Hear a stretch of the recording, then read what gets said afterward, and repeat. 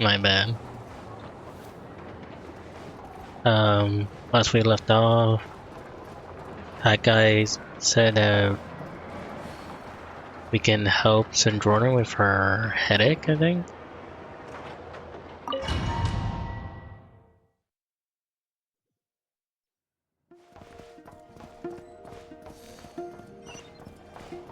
It was kind of cool that had guy say it was, instead of trying to take down Dottore.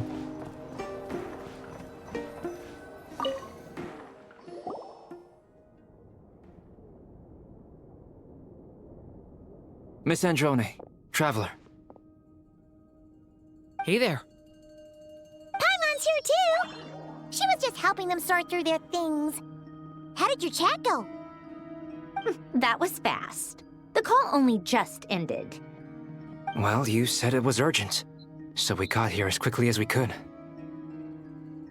Albedo, I have some alchemy questions for you. I see. Looks like my knowledge proved useful after all.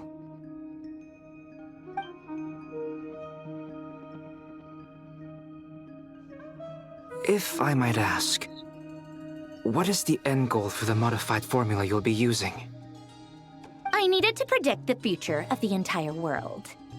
But I've run into some teething issues since trying to implement Renee's theory of the four orthants. I see. I'll have a look at it. Still, computing power is the real issue here. How do you plan to solve it? About that, it's been sorted. Oh, with the Traveler's help? You overestimate me, Albedo. Actually, you're not wrong. She found the person with the solution. Was it Hat Guy? Yeah, it was him. Wow! Go Hat Guy! Seems like all that time studying at the academia is paying off big time. But where is he? Wasn't he the one who asked Albedo and I to come here? Come with me.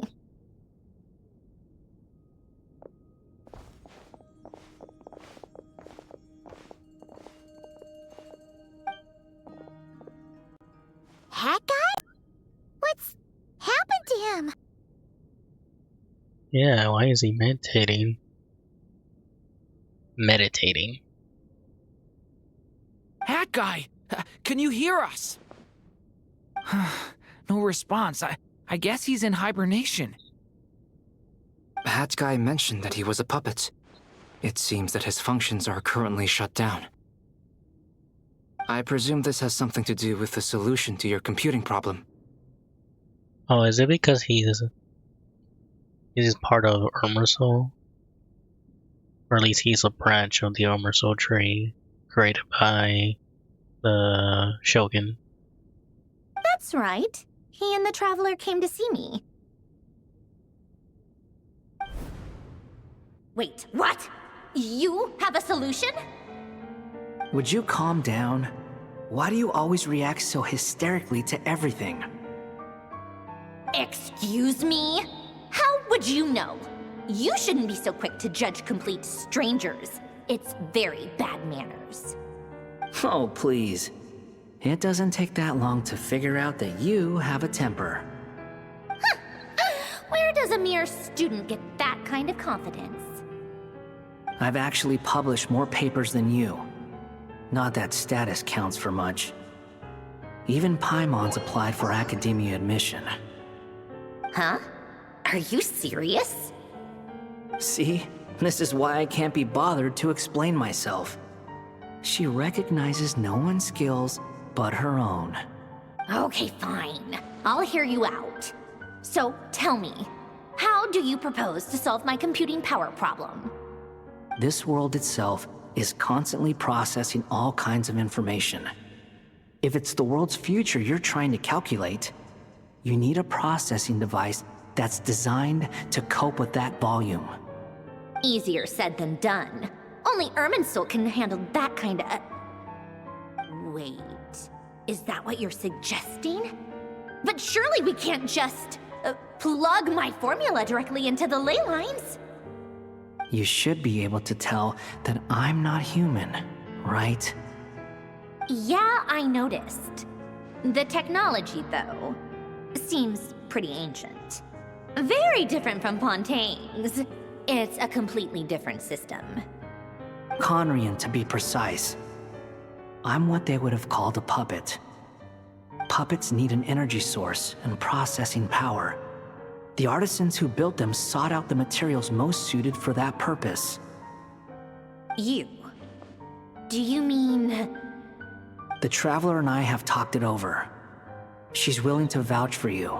So, I'll allow you to borrow my core for your calculations. Holy crap, okay. It was built using wood from a silver white tree, which makes it a small part of Irminsul. Conrian technology and Irminsul wood. Who in the world could have built you? Are you sure about this? A puppet without its core will cease functioning completely. And if it's left in that state for too long, it might not recover. You could die if you do this. You do realize that, don't you? I can put 2 and 2 together, yes. No need to rub it in. I won't lie to you. This has never been done before. I cannot guarantee your safety. Doesn't matter. I'm prepared for the worst. Did you two actually talk this through? Is he... Are we really considering this? Yeah, she can comprehend that someone's willing to risk their lives to save the world. Yes, we discussed it. The bottom line is, he trusts me and I trust you. Let's give it a shot, shall we? Honestly, I have no clue where this kid even came from. But for whatever reason, he lent me his core to use in my formula. I'm very close to finishing my calculations now, and the core is currently in use. So I'm sorry, but I can only show you a sketch right now. This is what the core looks like. Okay. A silver white branch. It certainly matches the legends told about Irminsul. Is Hat Guy gonna be okay? He's not gonna die, right? Right? In theory, he should be fine. As long as we put his core back in time. Beyond that, all I can say is that I'll try my best to avoid risk and make sure the core doesn't sustain any damage. I think I know why you called us here now. Someone needs to watch over his body and make sure it's protected until the process completes. Correct. He said that the only ones he trusts here are you two, and the Traveler. And the Traveler will have other work to do. Look after Hat Guy for me. He will have our undivided attention. Aw, Hat Guy. On a more positive note, things are progressing steadily on my end. I'll call everyone in for a meeting once the results are out. Sandrone returned to her initial question. She and Albedo enter in an in-depth discussion. You, Paimon, Yoren stand next to Hat Guy, giving watch over his silent body. You never see him at this state before.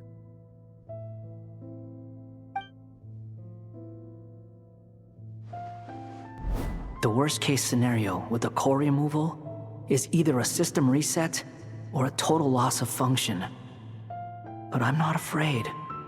A quiet death should have been my fate long ago. God damn it, really?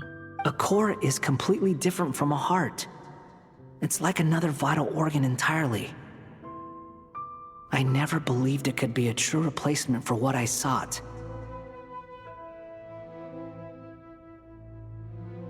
But in the end, it turns out the core was more useful to me. Pretty funny when you think about it. It's like the punchline of my entire life. Do you think there's any difference between a puppet and a human? If not, then this would just be another samsara. I have already experienced both a past life and a next life. Part of me wonders whether I'm only capable of making this decision because I've become a real human. What's with that expression? Isn't this a good thing? Sandrone will succeed, won't she? She has to. She will. We all have to persevere until this is over. That's right. And I'll protect you all until the moment of victory arrives. You suddenly feel like the concept of time has been blurry. It rushes forward for you, yet marches backwards with every step that Columbina takes, silent yet turbulent. The Dottore words echo in your ears. These four divisions anchor the world and shackle those who live in it. He may be deranged, but he understands well the rules of the world, which now tests you all.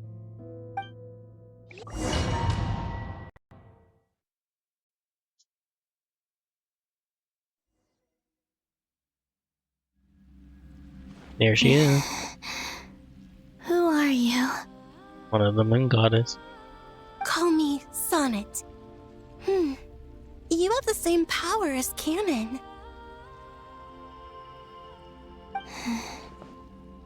Sonnet. So, you're the goddess of the iridescent moon? Oh, goodness. You recognize me? Well then, what's your name? Columbina.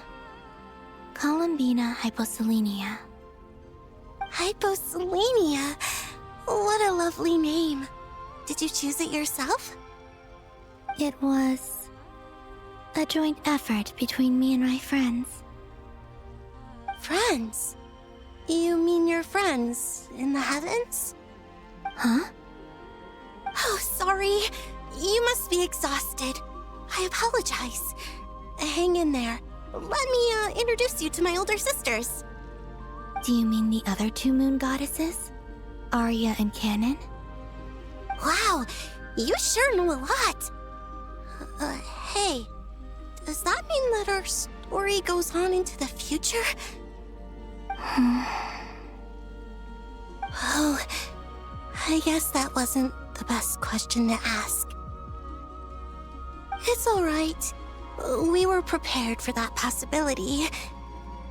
You could say we were too prepared. I can't even remember how long my sisters and I have been here by this point. When did you get here? How long has it been? I can't say for sure, but it feels like it's been forever. I see. Are you feeling alright? You look a little unwell. I can hold out a while longer. Wow, so they've been stuck here ever since? That's crazy. We don't have far to go. The place where my sisters and I are based is just up ahead. Don't worry, they're both really nice. I'll introduce you.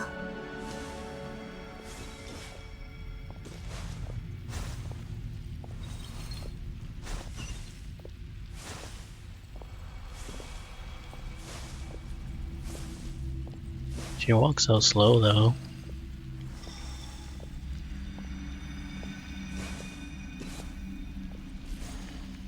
Come on.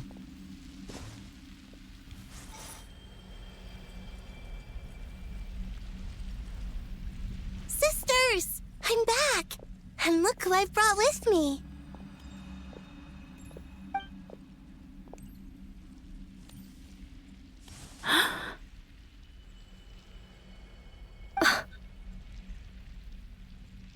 It's our lovely little sister, born in the far future.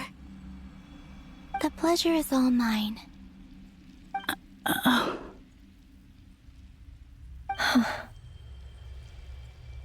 Allow me to introduce you to Columbina Hyposelenia.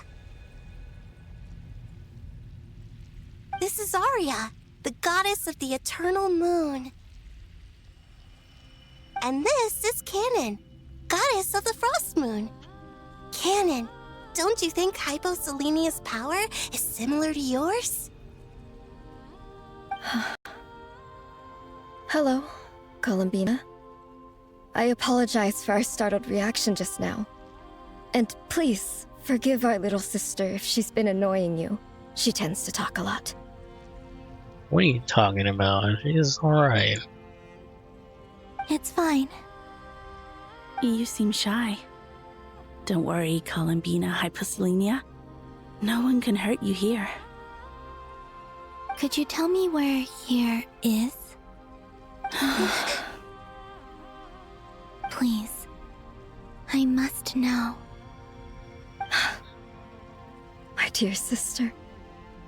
This is where Tevat's original ruler, the Dragon King Nibelung, imprisoned the moon goddesses. Oh, interesting. What? You're scaring her, Canon. No, I'm fine. Please, continue. Nibelung, our original master, created us in the distant past to maintain Tevat. But he left this world and traveled into the dark universe beyond, to explore worlds vaster still. Day and night, we fulfilled our duty in the heavens, until the day that the first Descender arrived. The great ruler of the firmament. Oh, okay. The heavenly principles. Oh, right. Is that what later generations call them? I see. But we did not reject them at first, nor did they seem to harbor ill intent towards this world. We coexisted in peace. They were like a guest in our home. Slowly, however, we came to realize that our guest had a growing desire to change and dominate the world. And you didn't stop it? No. There was an order to the rules they set up that Nibelung never taught us. We wanted to know if this order would bode good or ill for Tevat. All right. Canon and I wanted to know. Sonnet was against it from the outset. Later, we discovered that this great ruler of the firmament bore an almost paranoid hostility toward the desire of certain life forms to seek power. Or perhaps they feared them. They would even cast down celestial nails as manifestations of their power, to punish the civilizations of the world below. Oh, like Dragonspine, there was one in Natlan's Ninth Kingdom, and the other one's in the Chasm. Not sure if there was one in Fontaine, though. Maybe. Only this was far beyond mere punishment. Right. Their rules brought order, but the price people paid for merely testing the limits of those rules was far too great. I did everything in my power to help the punished escape catastrophe, but still, too many lives were lost. The ancestors of the Frost Moon Scions were some of the ones you helped. But just when we had decided to take countermeasures, the Dragon King, Nibelung, returned. And so began the War of Funerary Flame. So, that's the name the world gave that war in the future. Well, who won in the end? As far as I know, the Heavenly Principles won, although it came at a great cost. They remained in Tevat, where they continue to rule to this day. And the world's original master, the Dragon King Nibelung, was destroyed. And what of the moons? Are there still 3 moons in Tevat's skies? you can tell us the truth, Columbina. We know we are but remnants of a bygone age. We are prepared for the answer. Only the frost moon remains. But it has been cast beyond the false firmament by the heavenly principles. The eternal and iridescent moons were both shattered during the war. So death finally came for us in the end. Sonnet. But you're still here, aren't you? A moon goddess cannot live without her moon, Columbina. She's right. That's why I began to disappear. Because the frost moon is cut off by the false sky. How much worse it would have been if it were outright destroyed. Our souls may endure within this lunar palace, but if our moons are destroyed... Oh, that's unfortunate. So we're not really here. Then we shall disappear the moment we depart from it. I'm sorry. There's no need to apologize to us, dear sister. If anything, we owe the world an apology. If only we'd decided to act sooner, rather than arguing amongst ourselves. All the more reason not to spend this time in regret and repentance. Instead, we should focus our efforts on how we might help our future sister. Sorry? Don't you see, Columbina, your story is not yet over. Is that not why you are here?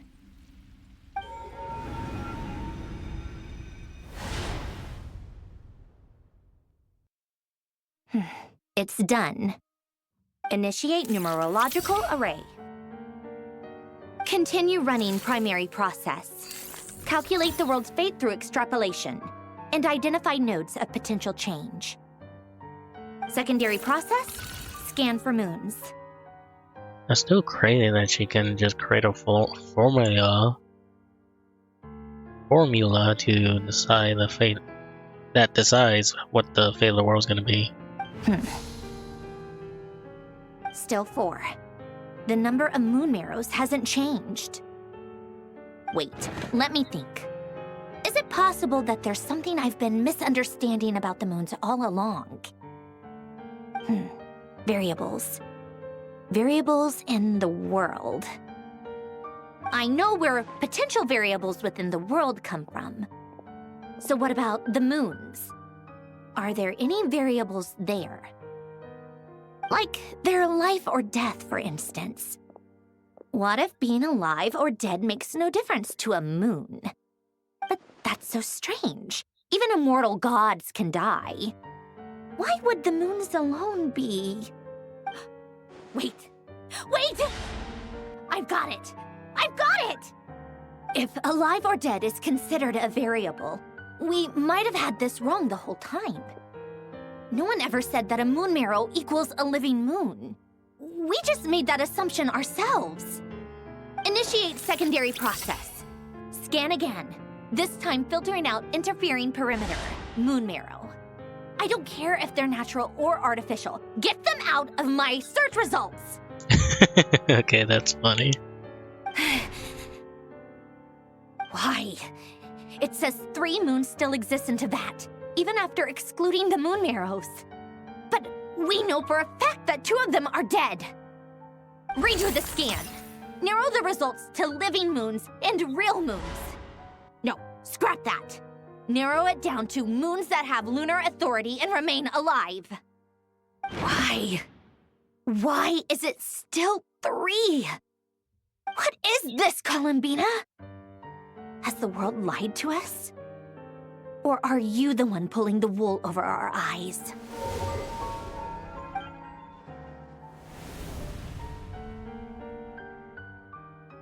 So, you think that the moon's reflection might be where Nibelung imprisoned the 3 Moon Sisters? Yes, it would explain a lot, such as why that space would respond to a moon goddess's power, opening the moon gate at her command. It would also explain why Miss Columbina has been unable to leave, and why time flows in reverse there. In the messages she sent, Columbina promised us she'd find a way to return, but we have no way of knowing how, when, or where this might happen. The fact that she still has yet to reappear in this world indicates that returning from that place is no easy feat. We cannot afford to simply wait for her.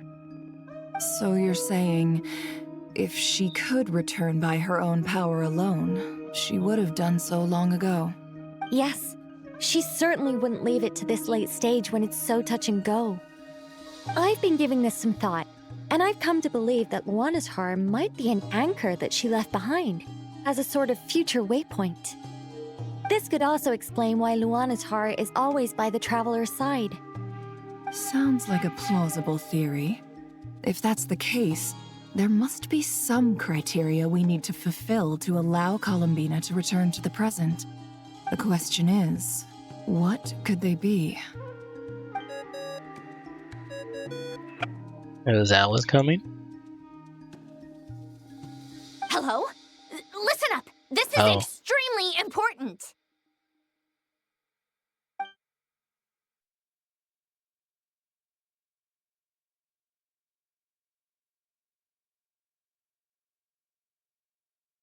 Not only is Columbina alive, but she may well exist in a form unimaginable to us. I'm still unclear on the details, but she's done something truly inconceivable in the past. And the clue to what she's done lies in the moon and Tevat sky. Truly amazing. Oh, I'm so delighted for her. I'm sure we all feel the same. And I'm sure Columbina is ready to get back here and fight by our side. I'll keep my calculations going and try to find some way of coordinating with her. But that's not an excuse for everyone else to slack off, okay? All of you had better keep trying to think of solutions. How can the dead moon still live? And Luanatar...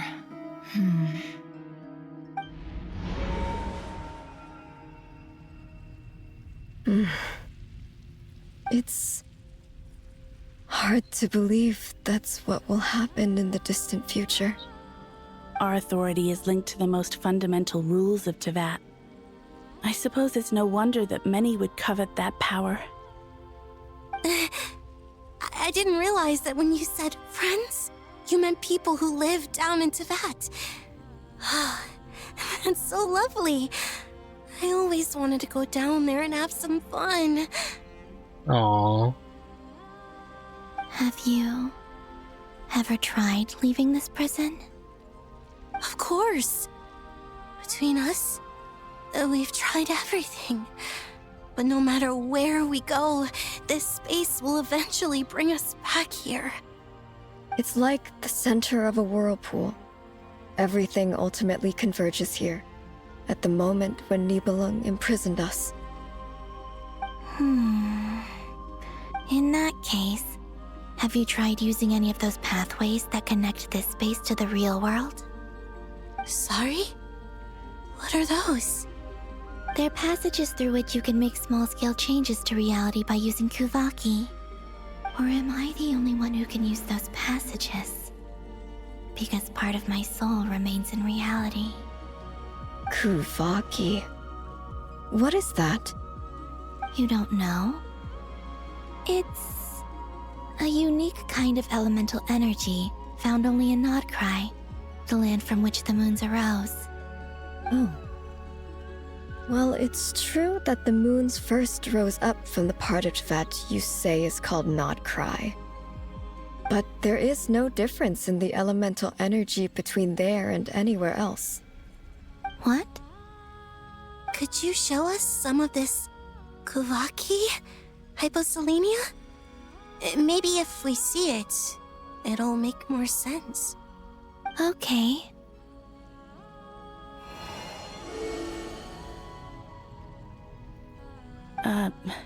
Isn't that just your power? What? But it's everywhere in Nodcry. In the air, in the land. Even the creatures who live there have adapted to its influence. How curious. This Kuvaki certainly did not exist anywhere in the world before we were imprisoned. let alone influence living creatures. So, how exactly does it affect them anyway? Can they float in the air like us? This is so strange. Why would their reality differ so much from mine? Columbina, you're looking for more than just a way out of here, aren't you? Yes. If I am to help my friends, I will need tri-lunar authority on par with that of our foe. You mean... you'll need our power? This sounds extremely risky. The Three Moons' powers are not mutually compatible. Concentrating them into one goddess will be a very painful process. And if anything goes wrong, it could tear you to pieces. I know. But I'm willing to take that risk.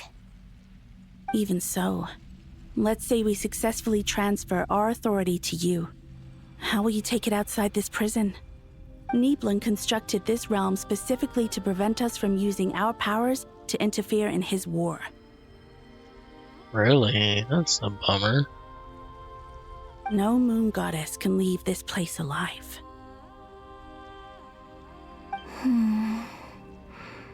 Oh, is that why she has to die in order to be reborn with the piece of her soul she left with us? What if I don't leave alive? Yeah.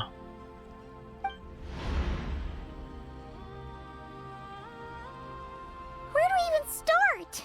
How are we supposed to figure out what we're meant to do to help Columbina?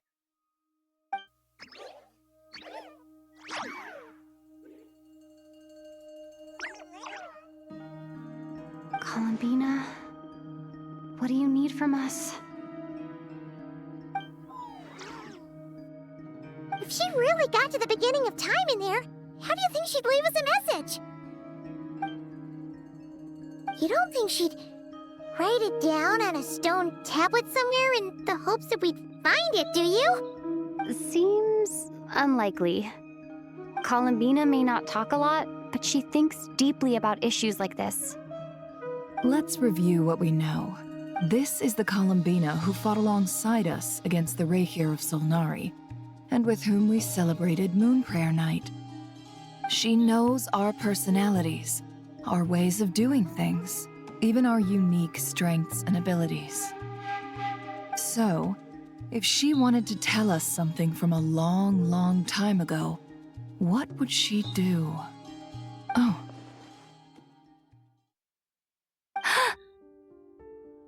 It's the Illuminator, right? Yep. Traveler, you once said that those golden ripples also appeared when Luanatar was born. What if Columbina left Luanatar here, not just as an anchor to the real world, but for some other purpose? If she is part of Columbina, and Columbina knows that I can see past events through her... Oh yeah! Like when you peeked into Rarer's past through his heart!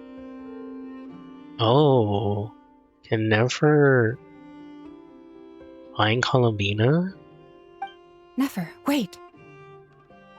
If you're right about this, and you can really see past events through Luanatar, your eyes, they'll... Oh, I know. Looking at Rerir's past in Conria was already enough of a strain on my eyes. Looking this far back into the past... Oh yeah, what would happen? It'll surely blind me.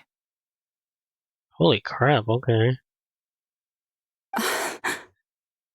But it's our only chance. This is the only way. But never. Boss. Are you really gonna do that? We spoke about this once, a long time ago. Do you remember what I said, Yehoda? The day I lose my sight, the Curatorium of Secrets will be yours to run. But... What's wrong? I'd be overjoyed if I were you. This day's come a lot earlier than either of us expected. It's like what happened with all the 3 gifts that were given during the desert quest. I need to know you'll honor our agreement, Yehoda. Promise me. I don't think she's gonna die, though. Yes, Boss Neff. I promise. Are you sure you don't want some time to think this through? What is there to think through? I should have gone blind after our battle with Rerir. Frankly, it's almost criminal that I got away with it for this long. Then at least let me take some precautions on your behalf. And if you really do lose your sight, I'll visit your office every day and make sure you're well looked after. Oh, please, anything but that. I was actually ready to go through with this. Are you trying to scare me into backing out? As if I could ever scare you. I'll assume you're just joking to calm your nerves. All right, enough chit-chat. Let's do this.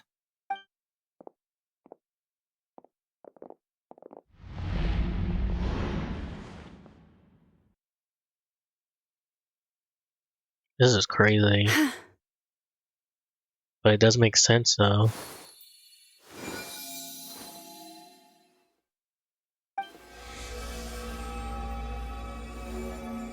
All done.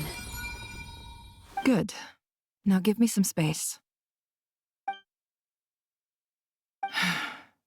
Come on then, little one. Show me what happened in the past.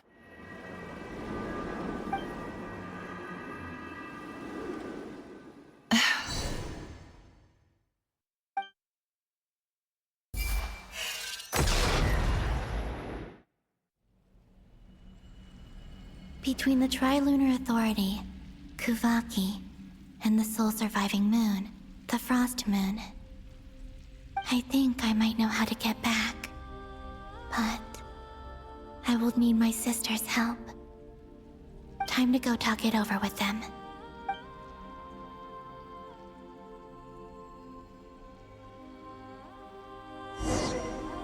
Okay, why are they far apart?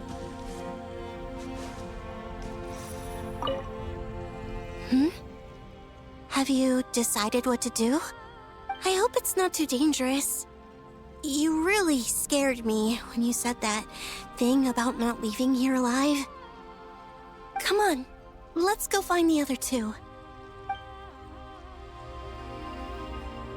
Oh, that is weird.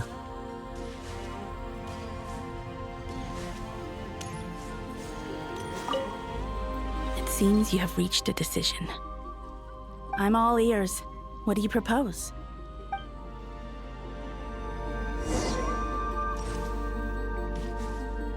Yeah, I guess that is the point, huh? Columbina will have to die here.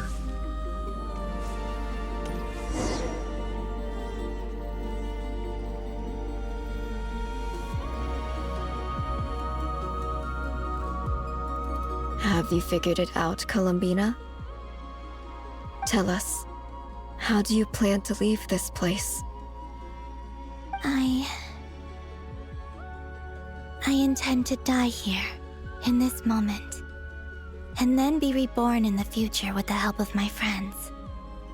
Yeah. What? What are you saying? How can the dead be reborn? And how will you inform these future friends of your plans? You can't exactly leave oracles. Nothing can escape this place. Not a single ray of moonlight. And even if you found a way, what if they never find the message you left for them? You'll... No, that won't happen. Come again? They will find my message. I'm sure of it. I'm not following. How exactly will you achieve this? It's quite simple, really. First, I will leave my soul here.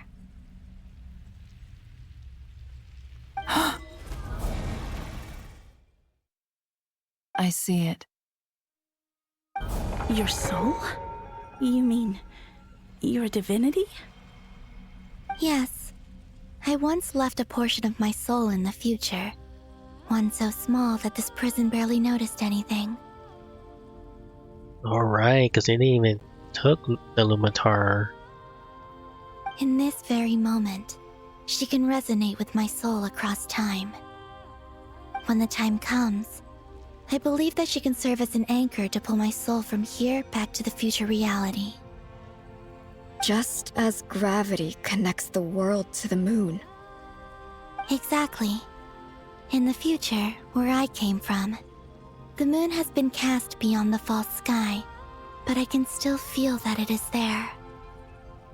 In a similar way, I can feel a connection to the soul fragment I left behind even now. My friends can use it to detect my presence. But how do you just leave your soul here? Is that even possible? On my way here, I met an ordinary mortal who entered this place long before I did. Her body is long gone, but her soul remains. And before that, I encountered an old enemy whose entire soul survives here intact, while the power that once corrupted his body has faded away. So, perhaps this space is specifically designed to imprison divinity and authority, but not the physical body. Still, even if your body can escape, would it not just be a lifeless husk without the soul inside? Wait, is that what you meant when you said you wouldn't leave alive? Yes. I shall turn my body into moonlight and pour it over Nodcry. That power shall protect the land and quietly blend into it, awaiting my soul's return in the future. However, I cannot do this on my strength alone. I would need your help to do this, so I'm humbly asking for your assistance. Oh, dear sister, you need not be so formal. As I said before, we are but remnants of a bygone age. You, on the other hand, were born alone in that distant future, and you have walked a long and lonesome road since then. How could I bear to let your story end here in this dungeon? Don't forget, we are your sisters, your family. Arya's right. Actually, I've always wanted a little sister. Can you imagine how it's been for me? Getting nagged by two older sisters all the time. Now, I finally get to be the big sis. And not just that, but I get to help you return to your world, too. How could I say no to that? Sonnet.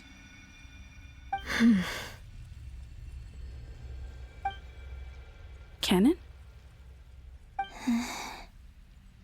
I'm sorry. I know this is a bold request. The Frost Moon is rightfully yours, and it remains intact. Oh, no, please, don't misunderstand me, Columbina. I was just thinking back on the years that the three of us once spent together. You cannot imagine how happy I am to hear of the future world you describe. The Frost Moon Scions, your lovely, kindly friends. For the three of us, whose purpose in life was to maintain the peace in Teyvat, it is a great relief to know that the people of this world live in such an abundant future. If your plan can save them and save Nodcry, I will gladly give you all that I can. Besides, the three of us have been together since the day we were born. I could never abandon them to live on alone without them. Canon. Still, I do have one question I would like to ask you before we proceed. Certainly. What is it?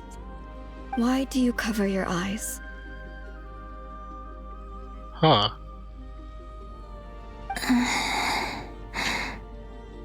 That is interesting. Yeah, I was curious about that too. But it seemed personal, so I didn't want to intrude. There was a time when I refused to look upon the world. I believed it was full of nothing but lies and falsehoods. I wished to hide my feelings, seal my heart, until I could return to my true home. I see. Perhaps that decision saved you from ever having to see the false sky again. But at the same time, you likely missed out on many true and precious things, like the smiles on your friends' faces. Promise me this, Columbina. When you return to the future, open your eyes, take a look at the world around you, and see your friends. I'm sure that you know this already, given that you long to return. But that is your true home. Give me your hand, Columbina. Aria, Sonnet, you too. Okay. All right.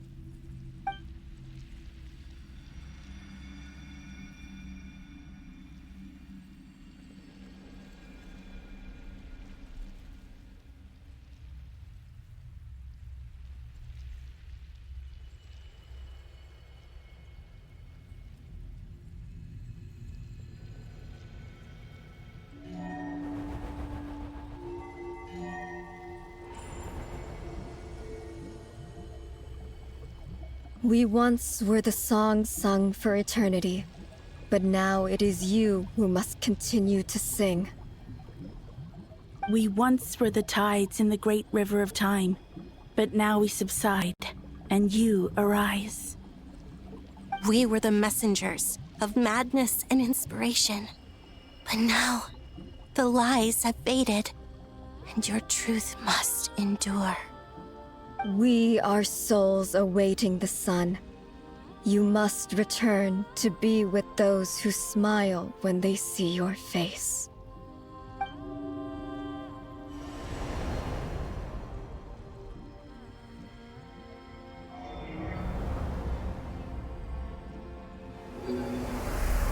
Oh, they really are losing their moon power.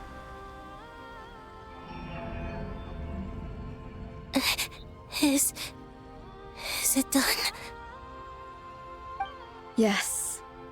We have transferred the authority over all 3 moons to Columbina Hyposelenia.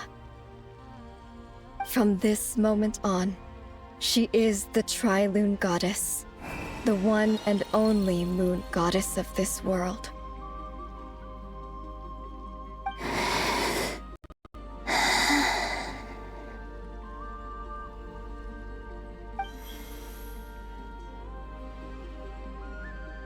Thank you. Thank you, my sisters. Now go, and do what you believe is right, Columbina Hyposelenia. Be aware that we cannot grant you the power of the 3 moons beyond these prison walls. The conflict that arose over their remains following our disappearance will still take place. I understand. Sisters, oh, my body. It feels... Now that we have given up our power and authority, our bodies are merely mortal shells. This prison is dissolving them as we speak. It's okay, Sonnet. The end must come for every god, just as it does for every human. That's all this is. The final destination of our lives. Canon and I will be by your side the whole way. Heyo. We have one final request, Columbina. Could you use the 3 moons' power to send us back into the real world? Now that we have lost our powers, I doubt this space will seek to hold us further. It's just... we would like to spend our final moments together in the only place we ever called home. Of course. Gladly.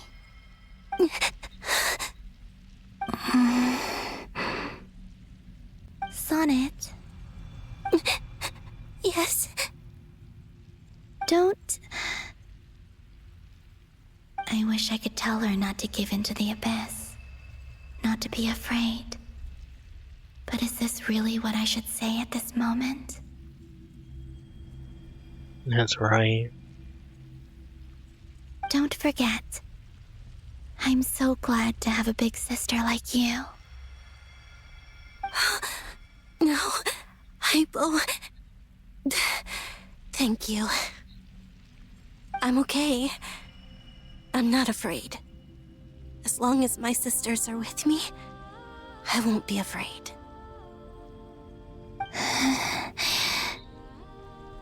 It looks like this is goodbye, sisters. Goodbye, Columbina.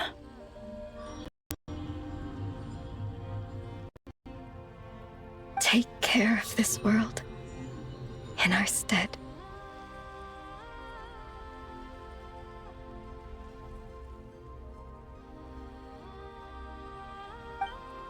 I will.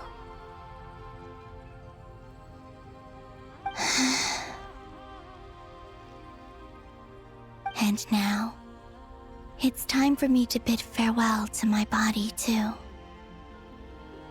May it become the moonlight that keeps Nodcry company through the long years ahead. So this is why Nodcry was not always home to Kuvaki. It only appeared after I poured my body out upon this land, and only this land. Kuvaki responds to me because it is me, my body, answering the call of my soul. That is crazy that she is Kuvaki. And the golden energy I've encountered on my way here was, in fact, that very soul, which I am about to leave here to guide me.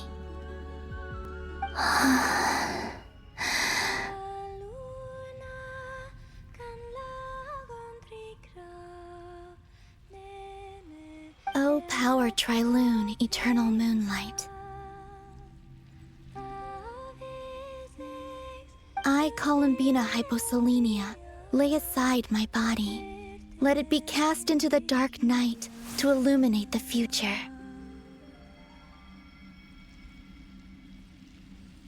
May it be a companion to all who dwell beneath the moon.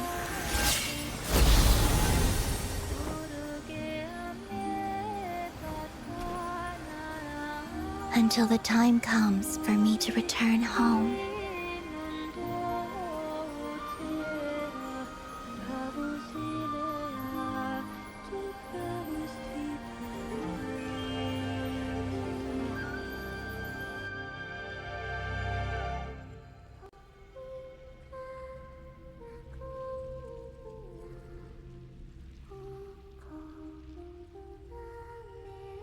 May flowers and lowly dream bloom by your window. Sleep, sleep now, oh little dove, child of the moon.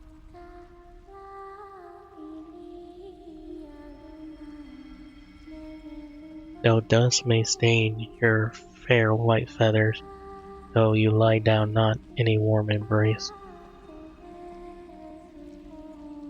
may the moon be with you in your slumber.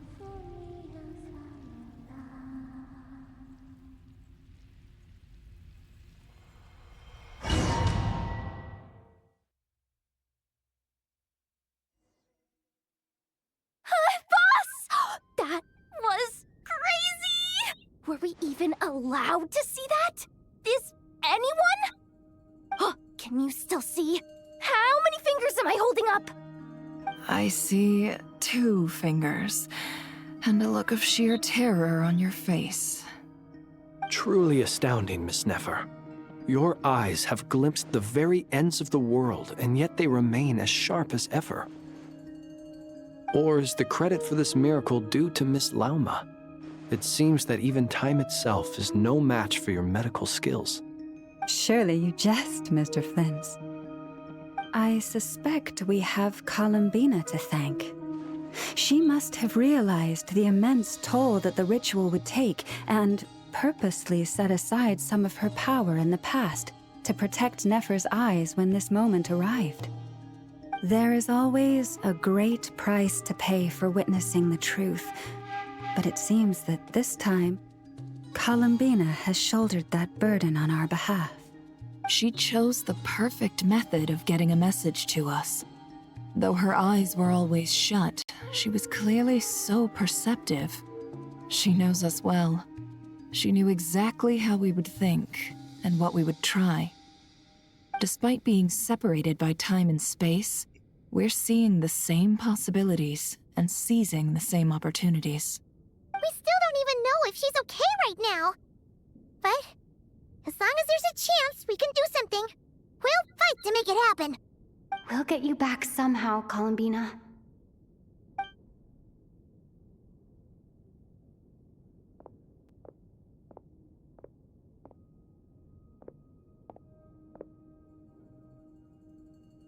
Well, based on the information we now have, let's figure out our next moves.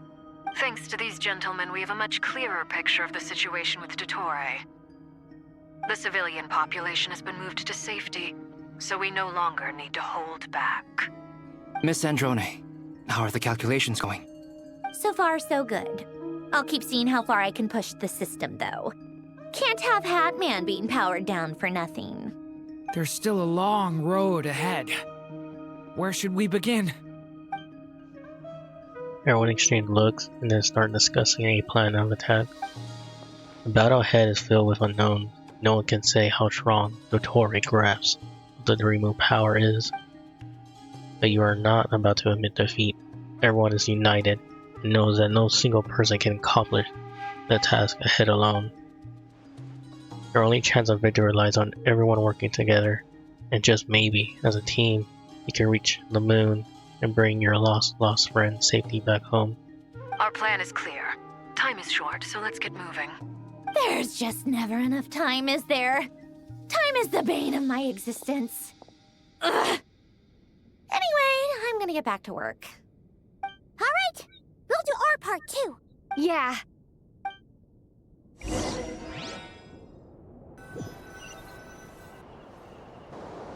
Albedo's theory says that elemental energy can dilute the light realm's power. But I'm no expert in building elemental defenses. Sounds like something out of the advanced elemental theory section of the library. Whew. You seem quite troubled. Well, yeah. I mean, who doesn't get a little flustered when they're completely out of their depth? You were the very picture of confidence back when you approached the Hexen Circle. Yeah, I could have been faking it through that whole meeting for all you know. Who's to say I'm not just a ball of nerves in a charming and gregarious package? Oh gosh, really? I'm so sorry, I had no idea. Well, you're all the braver for it. Still, I was much more in my comfort zone than I am here. At least in Mondstadt, you can cry for help from a cliff top and actually stand a chance of summoning Barbados himself. Things have never looked bleaker than they do now. If we don't pull this off, Tevat's doomed, isn't it? Oh, you think so? Actually, yes. Yes, it probably is. Okay, Nicole. It's a shame. Don't put too much pressure on yourself. Tevat has faced annihilation many times in the past, but it also gave us you, didn't it? Hey, don't give me that. It's not like I'm anyone special. I disagree. Every human born in this world is special. We angels have always believed that. In that case, this humble human being has a big favor to ask of you. I thought you might say that. I'm sure Alice, in her great wisdom, sent you here precisely to help us in this difficult time, yes? Well, that has less to do with her wisdom and more to do with my power. Of course, of course. Well, The thing is, these elemental defenses we're about to build, I don't think it's a question of if they'll fail, but when. Durin's findings from his patrols make it clear that Dottore is constantly expanding his territory. First it was his lab, then the design bureau, and now this. It's not realistic to completely stop him encroaching on the rest of Nagrai. Rather, our goal should be to stall him for as long as possible. If Miss Sandroni's calculations are correct, well, they're the closest thing to certainty we have in this situation, so let's assume they are. Anyway, her calculations suggest that our best hope for victory lies in Miss Columbina's return. It's up to us to slow Dottore's advance and buy time for her to make a return. Are you asking me to help you with building the defenses? No. I'd like you to prepare for what comes next. When he eventually reaches us, we will have to fight him. You were an angel once and a mage now. I'm asking you to lend us your protection. Oh. Can I take it that you're triggering the terms you fought for during our three-way talks? Well, technically those terms were about protecting Mondstadt. But if you're happy to agree to the change in location, then yes, let's do that. You're cashing in on this much sooner than I'd imagined. Well, yeah. The way things are going, I might not get another chance. Very well. The mages have heard the knight's plea, and we will respond. Aw, that's sweet. To tell the truth, Alice and I had already discussed how we might help you all, so I didn't come empty-handed. I always like to be prepared. This is... wow. Yeah. This is great. Seriously, thank you. It's been many long years since I had a chance to dazzle humanity with a little divine intervention. To humbly serve as a reliable and responsible guide. Anyway, Knight of Boreas, please accept this gift in recognition of your great virtue. Go now. May the angel's blessing deliver you safely to your destination. Wait, isn't that the Kavaki cannon?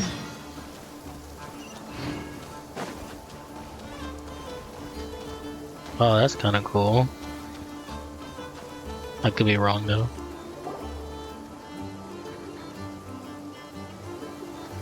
Ah, you're here.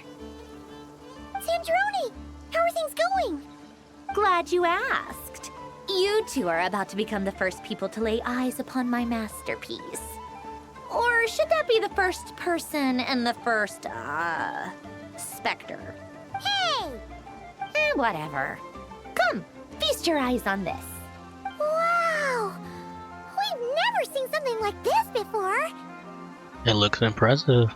This meter displays the progress of my formula. Currently, it's still making the most important connections.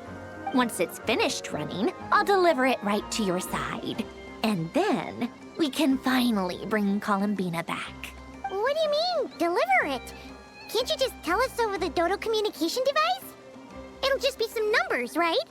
Ugh, you're such a greenhorn. This isn't the kind of formula you solve in math class. It's a highly complex algorithm capable of constructing a framework of rules. Ugh, whatever. We'll be here all day if I start trying to explain it. All you need to know is the formula must be completed before we can bring Columbina back. Got it. I'll share the data with you. Nicole's agreed to let me use her information channel, so we just need to use the Dodo communication device like so, and there. Now you can check in on my progress. Wow! Look at that! You're amazing, Sandroni! Wow. About time you recognized my genius. Took you long enough.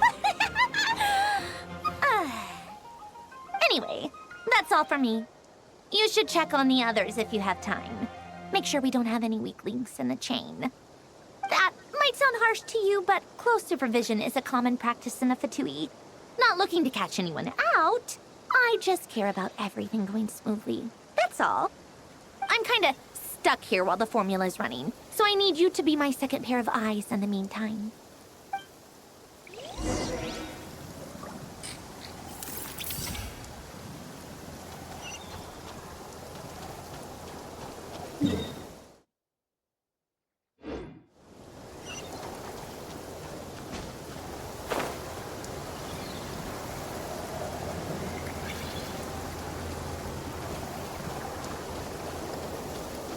Yeah, let's talk to Flynn. Traveler, Paimon, a pleasure to see you both. Twins! How's everything coming along? Fairly well, if I do say so myself. Personally, I am ready to confront Dottore head-on. Ooh, you sound much more serious than usual. To be honest, I am not usually fond of exercising my full strength. For one thing, it's hardly conducive to maintaining a low profile. Besides, I believe one should have the right to choose when to show their hand. I am conserving my strength until the moment of battle is upon us. Anything to boost our chances of victory. Seeing you get into the zone like this really puts Paimon at ease. Huh, Traveler? Yeah, me too. I consider it an honor to have your trust. Rest well. I look forward to seeing you both in your element during the battle.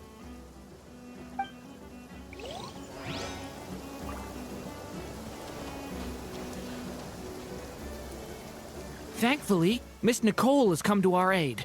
Nasha Town is now looking very well defended. Golden Flame. Yes, that's Nicole's power, all right. Based on the latest message from Grandmaster Varka, it sounds like they've reached an agreement. The situation should be more stable with her assistance. Everyone will have at least some degree of protection. Albedo! Durin! Hello there, you two. Are you well rested? Thanks for your concern. I'm doing alright. That's good to hear.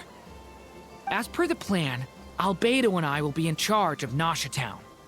As Dottore's energy field expands, it's creeping ever closer in that direction. But we will do our best to hold our position. We fought side by side many times before, and always with great success. I believe this time will be no different. So don't worry about us. Focus on fighting Dottore.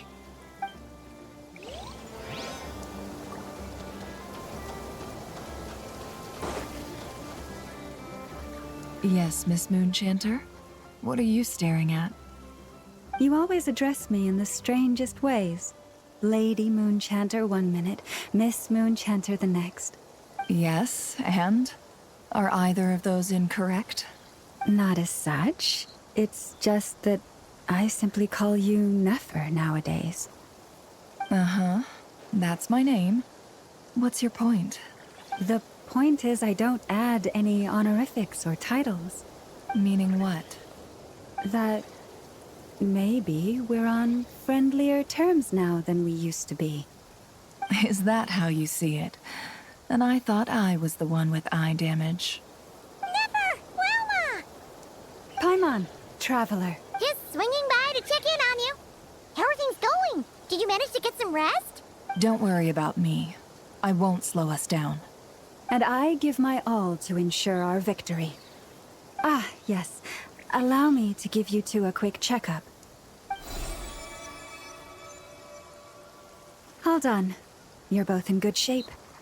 We're lucky to have your support. Thank you both. You're welcome. You'll have your work cut out for you in this battle against Dottore, so make sure to get some rest in first. Paimon will keep an eye on her. Don't you worry. I'm glad to hear it.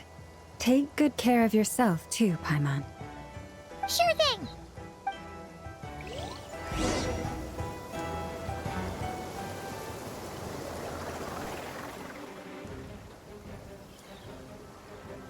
Is he coming? Hostile incoming. Are these our doctor's minions? Here they come. That's quite a horde. As we expected. Get ready, everyone. Take your positions and prepare to engage. Let's begin. I'm at the ready.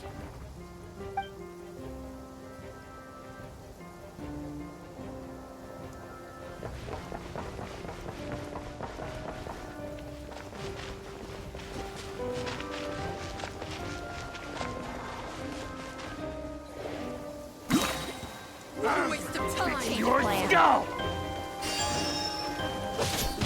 Bombs away! Go! Observe the night cometh. Close your eyes. 5. You're pretty strong.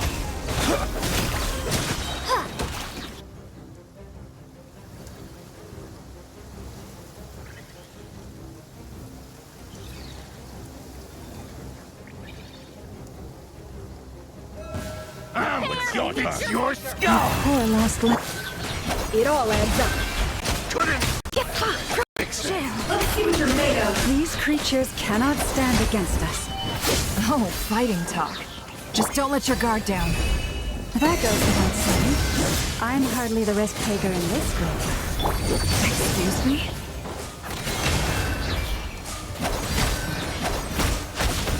The deception ends here. It all adds up. Let's see what you're made of.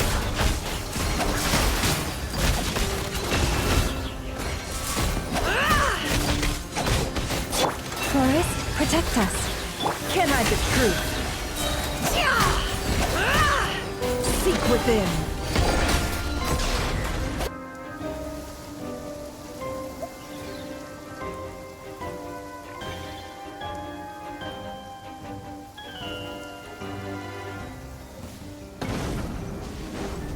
Live!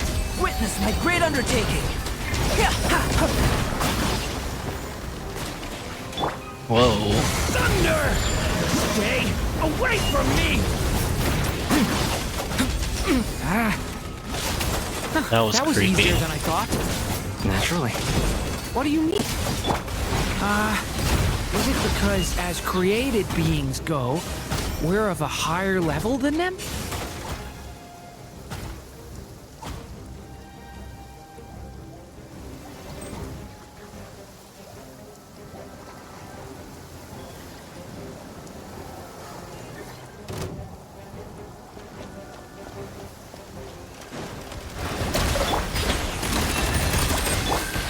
No more.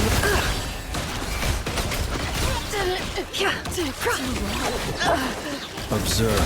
Beware the creatures of the night. People have always used fire to drive away wild beasts. Wouldn't a lantern work just as well? You read my mind, my dear friend. I was just about to say that. All right then, dear friend. Bring the light!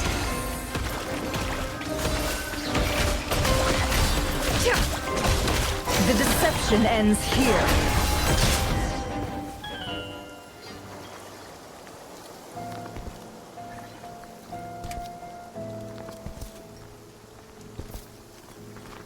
You're looking well. I trust you've had a good couple of days. Dottore. It's actually a good thing, in my view. If the subjects of my experiment were to die prematurely, it would throw quite a wrench in the works. And so, I must thank you all for your resilience. We are no longer on the same level, but you are nonetheless worthy of my respect. A creator god should be merciful and gracious after all.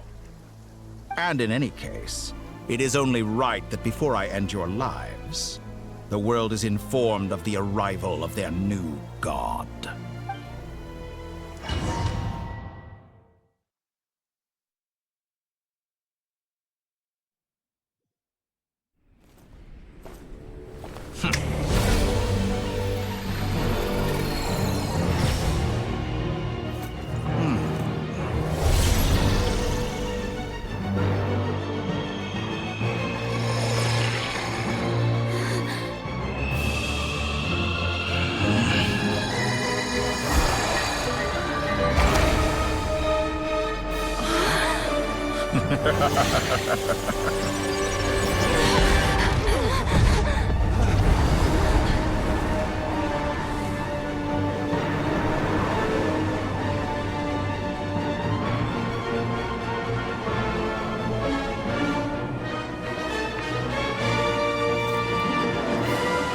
The experiment begins.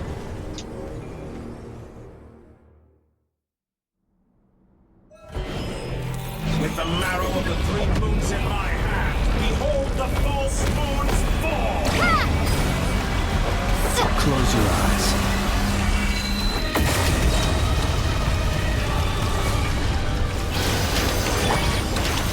Bombs away! Leaving openings on purpose? Confident? Leave this place. For the everlasting forest. The long sleep beckons. Did you honestly think that would hit me? No more lies. You cannot face me. Go! Found. Entropy. That's more to me.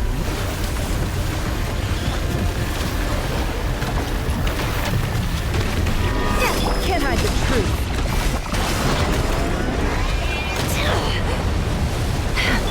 Moon's remnants fall. Be silent.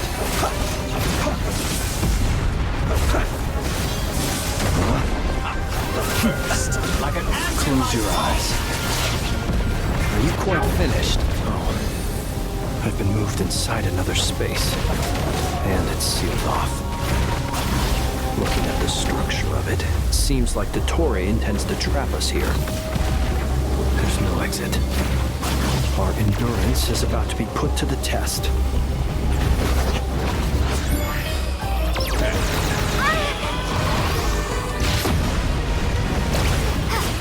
Did you honestly think that would hit me? It all adds up. Bends to me.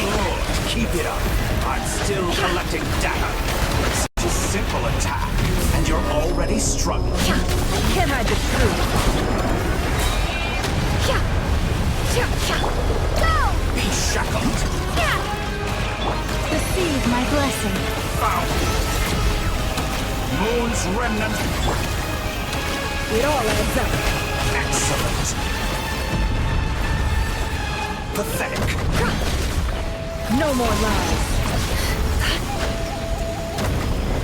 The marrow of the three moons in my hand,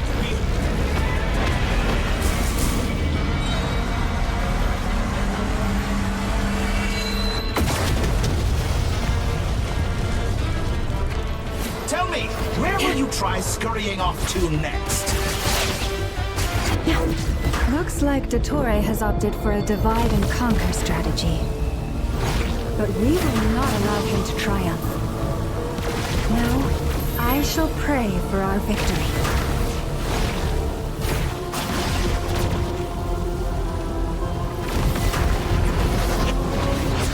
Entropy bends to me. It all adds up.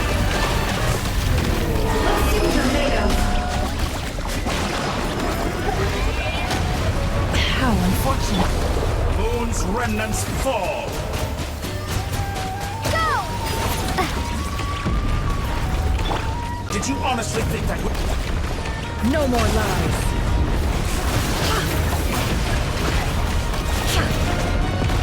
What a joke. Found. Go!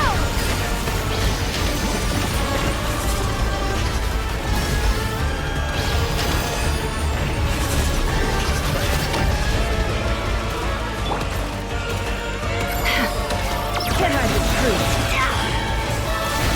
No more lies.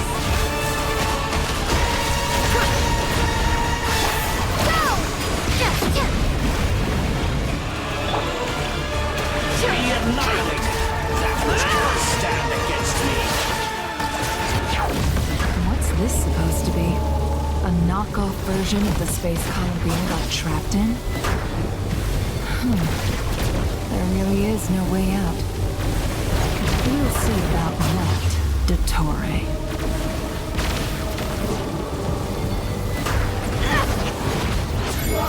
My apologies. I had not intended to take your teammates from you. But you have a choice now. How dull. Obey, and I can release them. An excellent deal at last. Won't you consider it?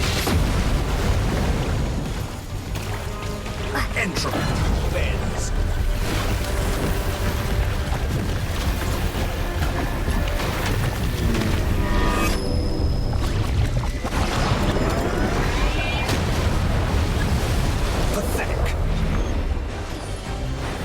Water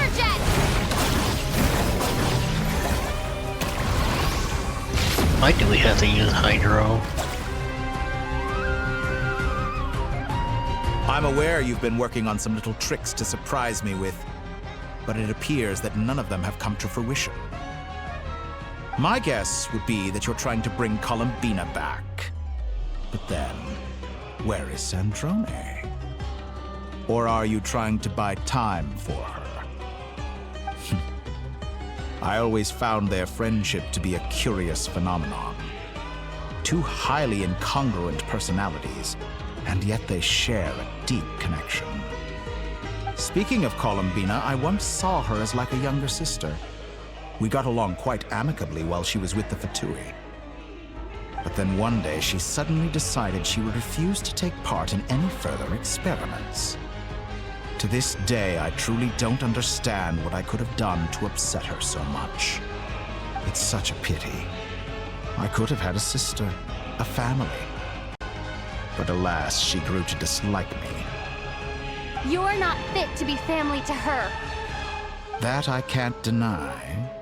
So many people, all obsessed with playing out the same tired old dramas. This world is rotten to the core. And then there's you. You had every opportunity to reach the right conclusion. The thought of killing you off like this? But I maintain that I approached you in good faith, so I will offer you another chance. Will you work with me? You have until I count to 10 to make your choice. 1, 2, 3. Not in a million years.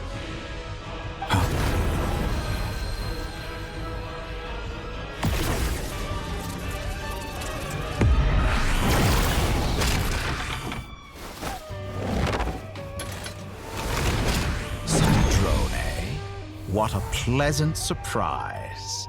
I didn't think you'd join us all the way up here. You're as sick and twisted as ever. Don't fool yourself into thinking anyone's grateful for the chances you're offering them.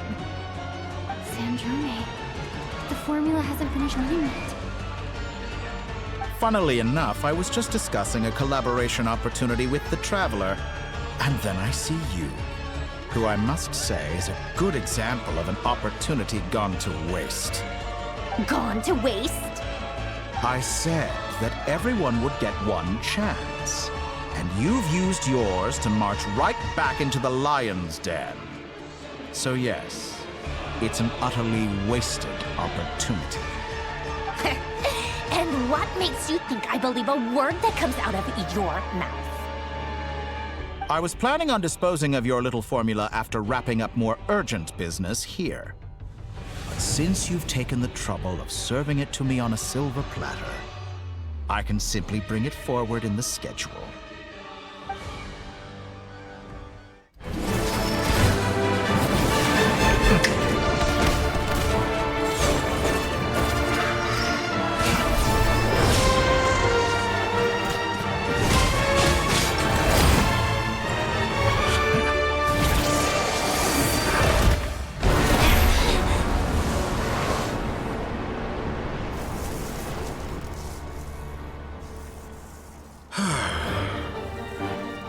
Is this your life's work? This piece of trash?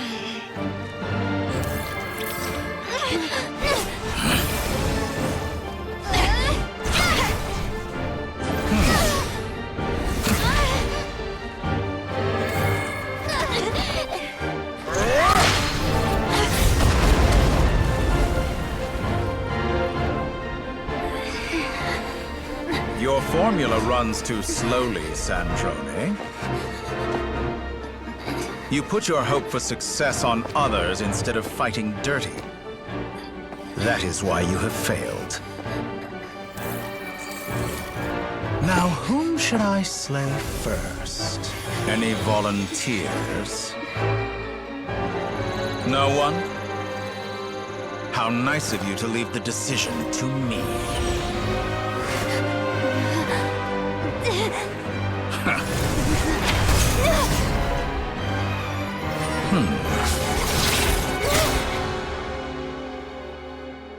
Damn, Mr. Drone.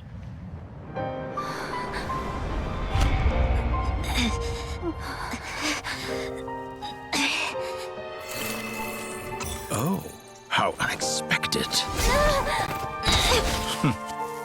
Sandrone, any last words for me, comrade?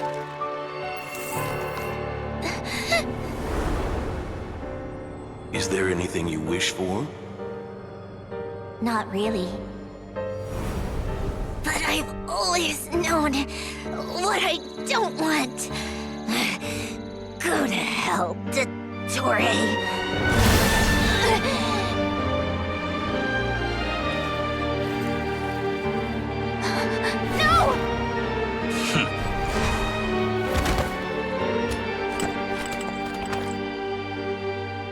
And now, you have failed.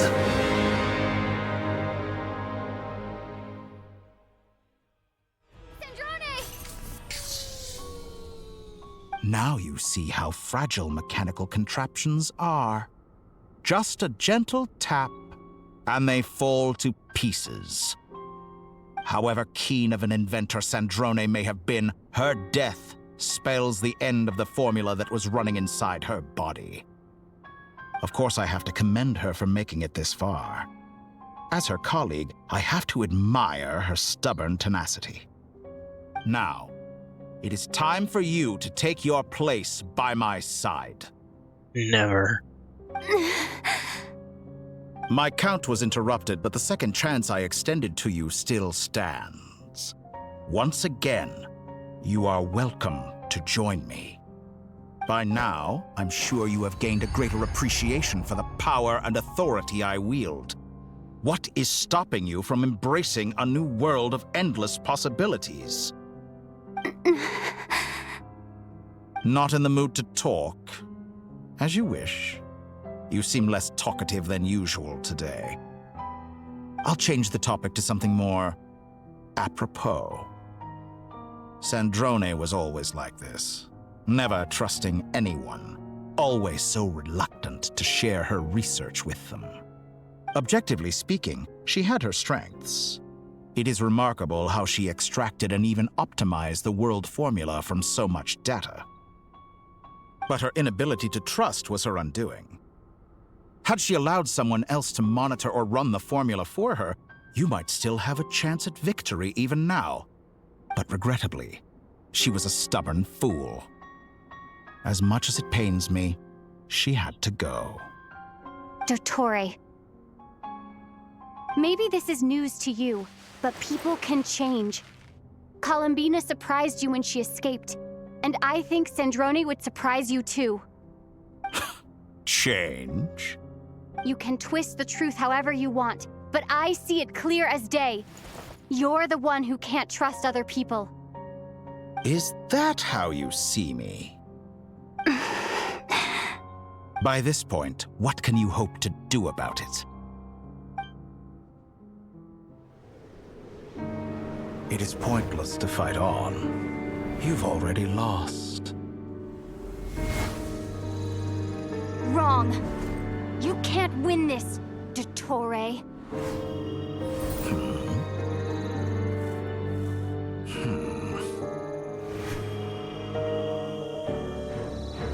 What?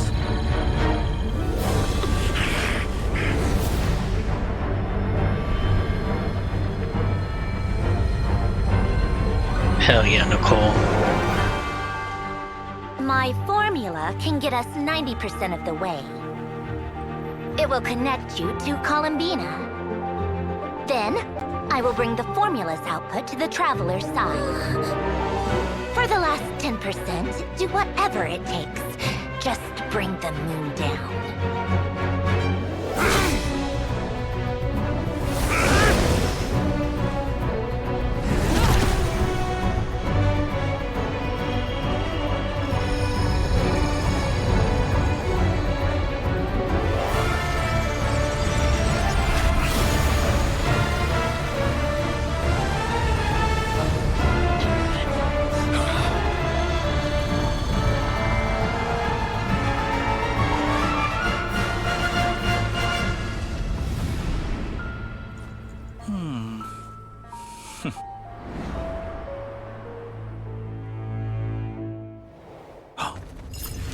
you lost.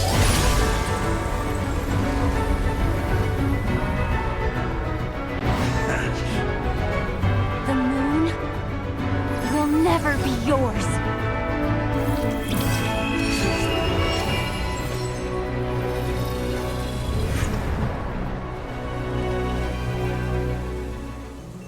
I turn my body into moonlight and pour it over Nodcry.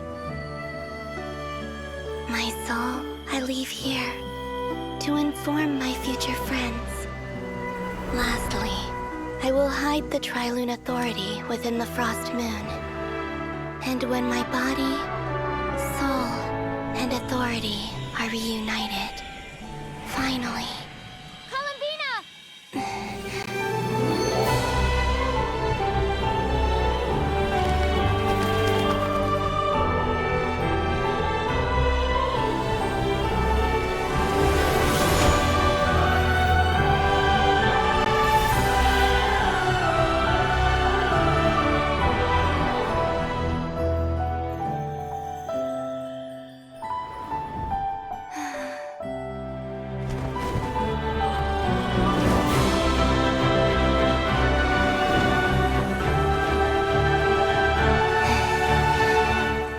It's been too long.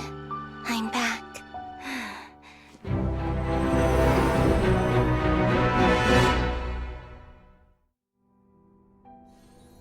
Stay focused on the battle, Traveler. What a touching reunion. Though I personally find myself repulsed by the sight of weaklings huddled together for war. Now, you're quite finished patting yourselves on the back. Show me how long you can struggle before you drown.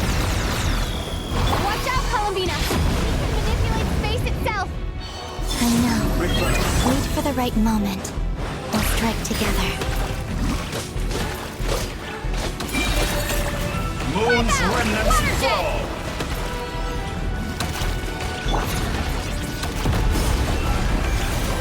Pathetic.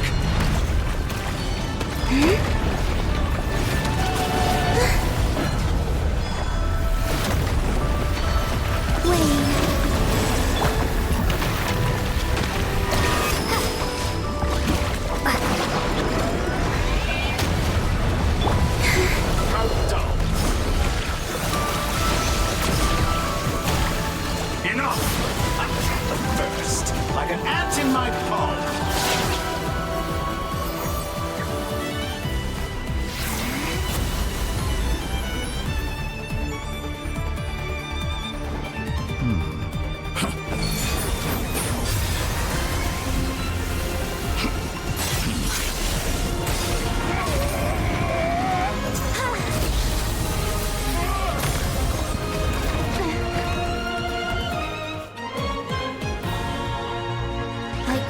The new moon's blessing. The new moon shines upon you. I am growing weary of your stubborn resistance.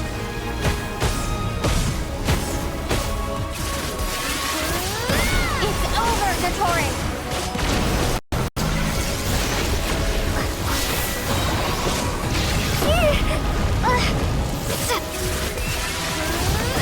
Time to pay for your heinous crimes!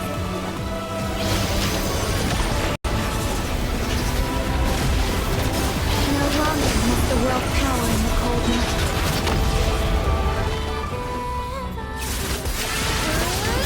Our future is not yours!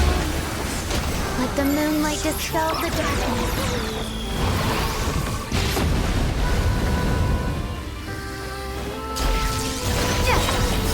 Everlasting as the moon.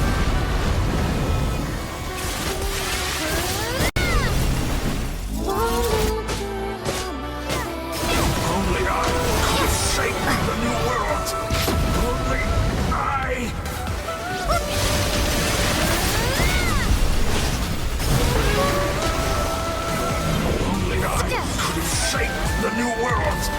Only I!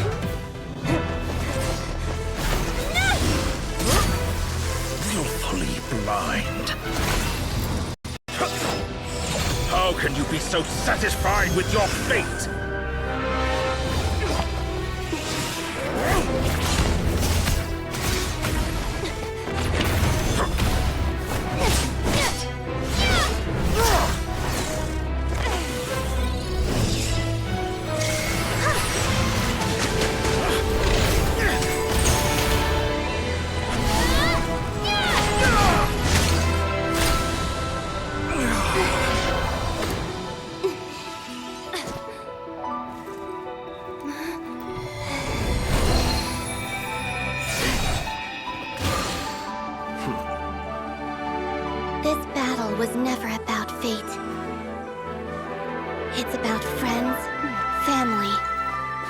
home you stole from them. So dull. Only the weak rely on each other for comfort. Lucius, once I transcend fate, you will be nothing but fodder for my grand experiment! That will never happen.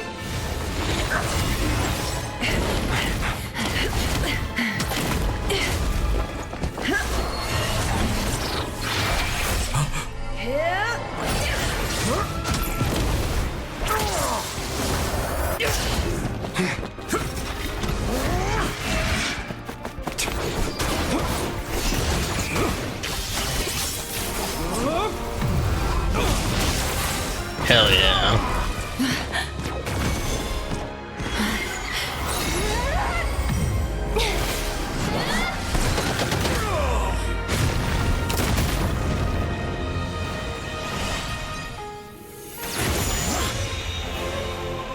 Today, the moon lights up this world once more.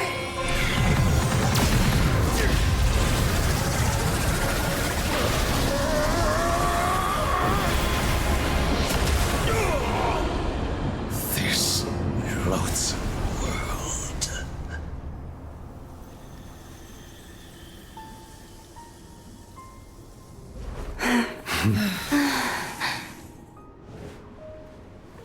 No, this world is our home.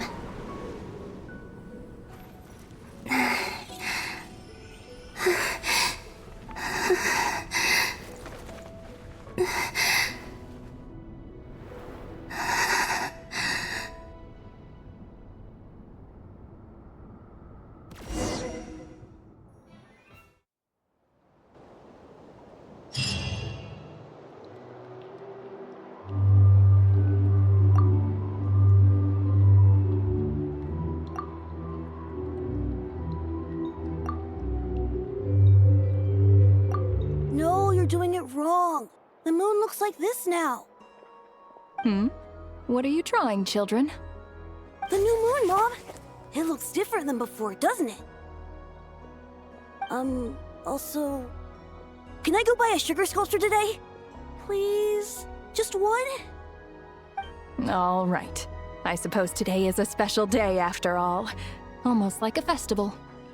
Extra, extra! Get the latest Nasha Express here! Post-disaster report! Nasha Town reborn beneath a new moon! The voyage begins today! The future looks bright thanks to the League. Want a copy? I knew things would be different. But I didn't think that would include the moon. They say a new moon goddess has been born. A new moon goddess? Who's saying that? The Frost Moon Scions? I guess so. I'm not too clued up on the details. As far as I'm concerned, the moon's still in the sky and it's business as usual. Hey, since we've come all this way, shall we grab ourselves a free meal while we're here? Are you a convert now? Or are you just here for the free lunch? A person in the background. He's just floating. Oh, come on. What does it matter? After everything we've all just been through? That smells good. All right, that's it. I'm hungry. Time to eat. Come on! We gotta get there early, or there won't be any good spots left! Shh, keep it down. This is a residential area. What if people are still sleeping?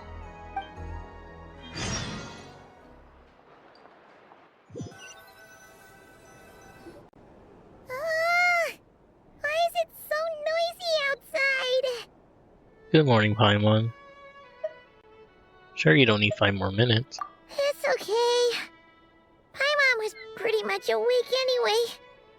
It's been so long since we last had a chance to relax, huh? Feels like time is moving slower than usual. What about you? Did you rest well? Well enough. Somehow I wasn't as sleepy as much as I expected. Still winding down from everything that's happened? Or are you wondering how our friends are doing? Or is it about what Dottore said to you? A bit of everything, I think. But don't worry.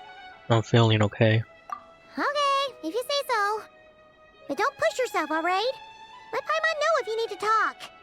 What we just went through was a lot. It's totally normal if you need some time to get back in your groove. Luanatar disappeared after Columbina came back. Apparently, she was part of Columbina's soul or something. I don't really know that, Paimon. Still, Paimon kind of misses Luanatar somehow. But anyway, you did great. So did Paimon. We all worked our butts off to contain this disaster, and in the end, we made it. So, chin up, Traveler. You should be proud of yourself. You're not usually this sharp when you're just woken up. Hey! Don't poke fun. You should be glad that Paimon's growing as a person. Sorry, on a more serious note. I bet you were worried about me again, weren't you? Paimon didn't think you'd mention it. I'm sorry, Paimon. You have no idea how anxious Paimon was. She was worried sick about you. So I heard. I understand how you feel. Well, if you really want to show Paimon you're sorry, you're gonna need to make it up to her. You better be ready to splash out on a lavish meal. Anything for you. My treat.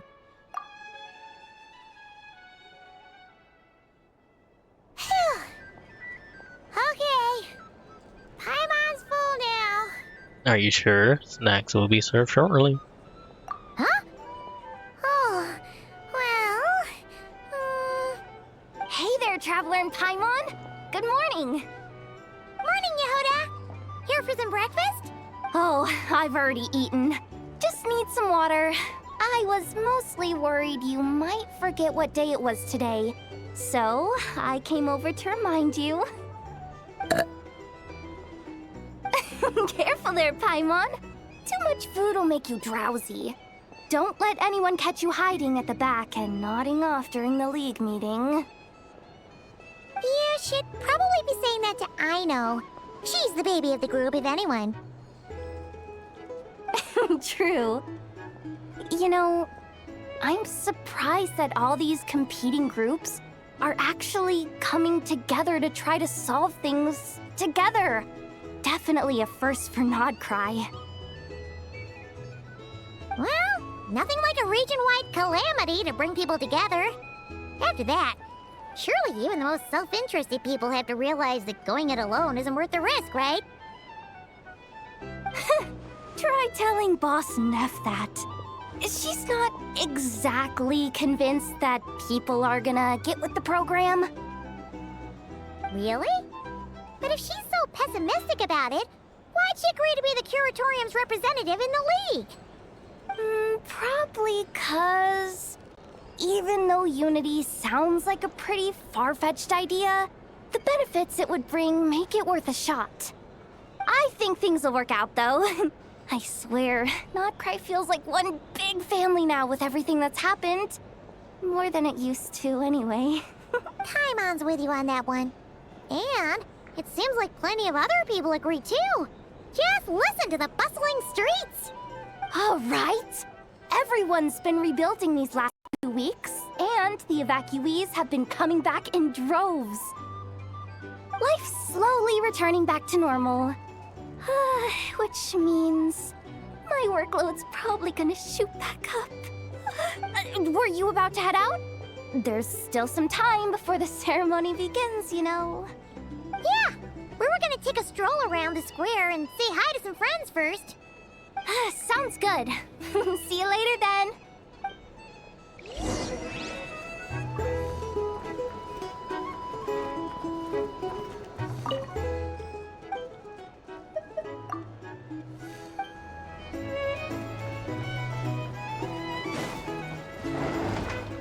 I mean, I don't think I have to worry about being here.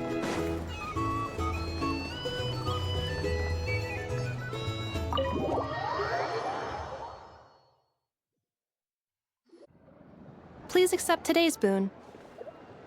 Have a nice day. Are Paimon's eyes deceiving her? Or is that Inefa handing out food for the Frost Moon Scions? Hello there. Would you like a feast of the moon along with some snacks of the day? So, what's new, Inefa? few days ago when we last saw you, but it looks like you've joined the Frost Moon Scions in that time. And I know too? What are you talking about, Paimon? We're just here to help. Duh. In the wake of the disaster, it's all hands on deck. We responded to Lama's request for support. At times like these, the smallest good deed can inspire others and help them through the hard days ahead. And we're using eggs and heating tubes to make that a reality. In true Krumkake Craft Shop style! Hell yeah, great work, Haino. Enough! Did you hear that? The Traveler said I did good. The Traveler! That's because it's true, I know. Proposal. If you can resist eating today's dessert, I will provide you with compliments, too. No way! Well, that proposal got shot down quickly. I need something to get me through the hard times too, you know. Mom! Yes, dear. Go right ahead. Excuse me. Could I take a photo with the robot lady? She helped us get safely out of Notcry, and she helped us get back home too. She's the best. Of course she is! And since I'm the whiz kid who built her, that makes me even better than best, right? But you stole my snacks though. Oops. Shall we move to the open space near the center? The view there is better. I'll take the picture. Thank you! Aren't you the better pick for this job, Flint's? You underestimate yourself yet again, Master Ilua. Not at all. I rarely come by Nachitown. I don't know any of the big shots here. All in good time. Socializing is a step-by-step journey. But you're much further ahead on that road, aren't you? You're not seeing the full picture. You know the truth now. My friends do not understand my habits. There is no question about it. The Lightkeepers need a representative in the League. Someone who is upright, cares about other people, and can realize their self-worth through group action. You say it like you wouldn't make the cut. I am most flattered that you think I would. Sigh a little less, Master Ilua, and have more faith in yourself. All the Lightkeepers agree that you're a very promising young man. That is precisely why Starshina Nikita felt safe delegating such important work to you. I'm sure we all also agree that we would sooner die of dehydration than manage to wrangle anything out of you in a discussion. My apologies. I am not in the habit of bringing water with me when I go out. Whatever. I'll take the job. By the way, who else is part of this? Oh, it's quite the who's who of Notcry. There's the Moon Chanter of the Frost Moon Scions, the boss of the Curatorium of Secrets, a representative of the Voynich Guild, and even someone from the adorable Krumkake Craft Shop. I'm sure you will find speaking with them to be a genuine pleasure. If you say so. I've never done this work before, so I'm honestly a little scared of making mistakes. But I'll do it. Not only is it our duty as Lightkeepers, but because I want to make Notcry a more welcoming place. An admirable attitude to take. The beacons are lit, Ilua. We're but one step away from breaking through the blizzard. We have the chance to band together and build our shared homeland into an Elysium. This is unprecedented for Notcry. An opportunity not to be missed. Yeah. You're right. I'll do my best. Quite a few familiar faces have arrived.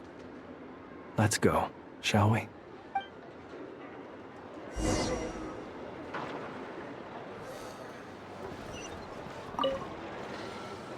You look so cool when you fly, Miss Robot, and when you use your spear, too!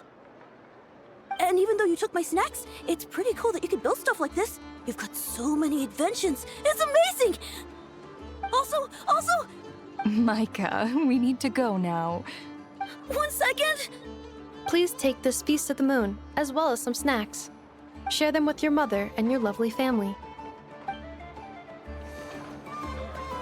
Oh, that's very sweet.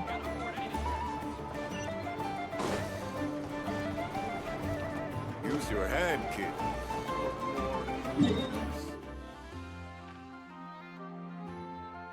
It doesn't look like there's anything else going on. Guess I'll go. Wow!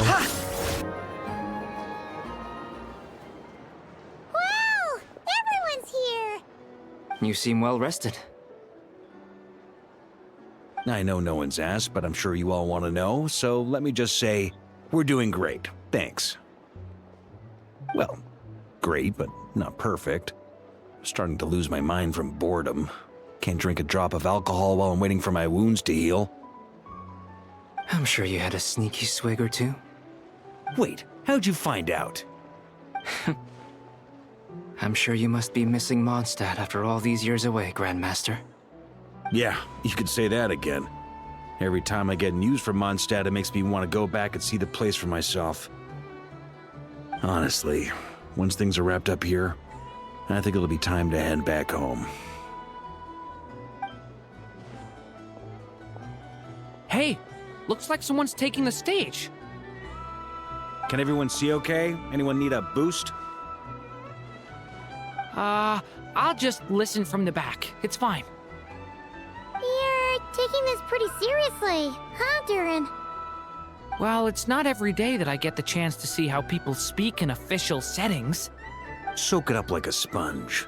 I'll make sure you get a chance to practice for yourself later down the line. Actually, I know just the thing. You can debrief the Knights of Favonius for me.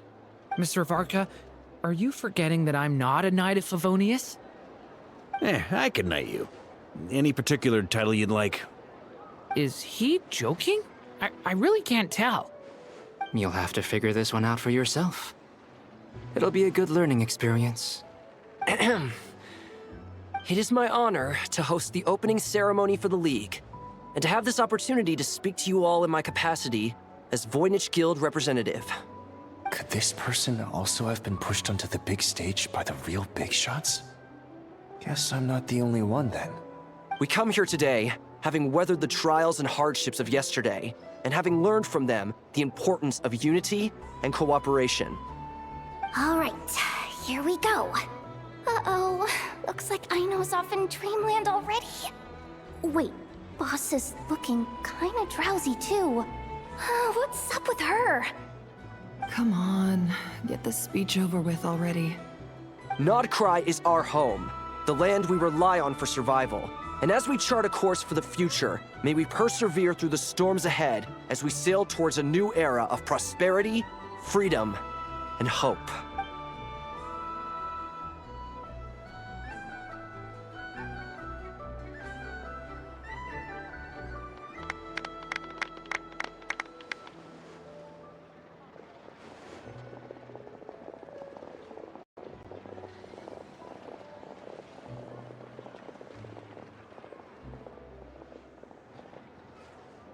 Looks like we'll have more opportunities to travel in the future.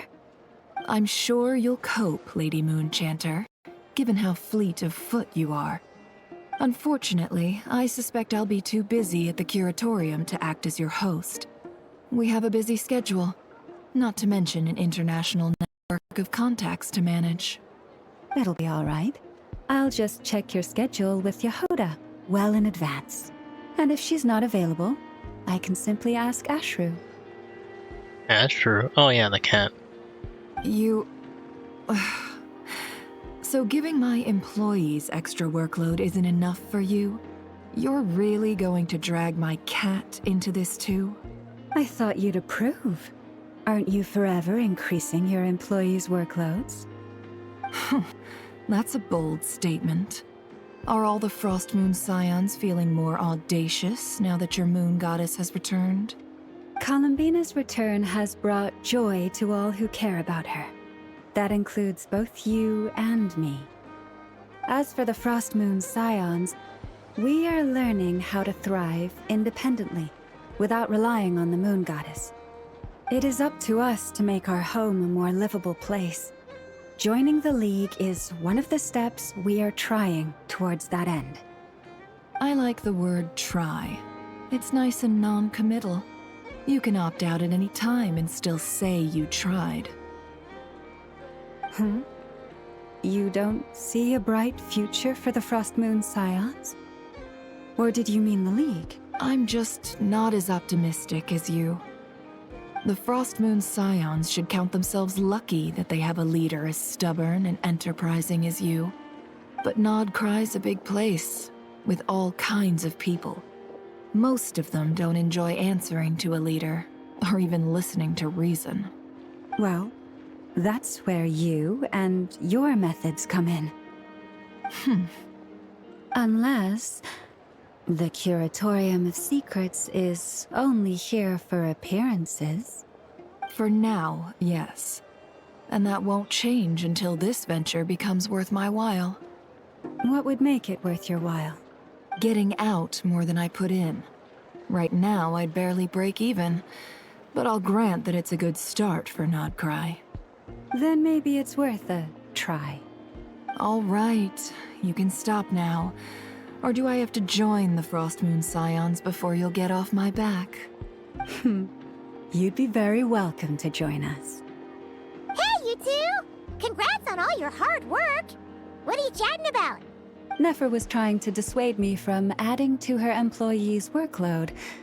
Also, she's considering joining the Frost Moon Scions. Sorry, what? Your conversations are always the most interesting. Would you two care to join me for some tea before heading to your next destination? Really, we're gonna talk to Nicole? Not Columbina? Nicole? Wait, where are you? Aren't you gonna show up today? Sadly not. I'm otherwise occupied right now. I'm sorry, Paimon. I can hear how disappointed you are. If it's any consolation, let me say that how things appear on the surface is a far cry from what they are at their core.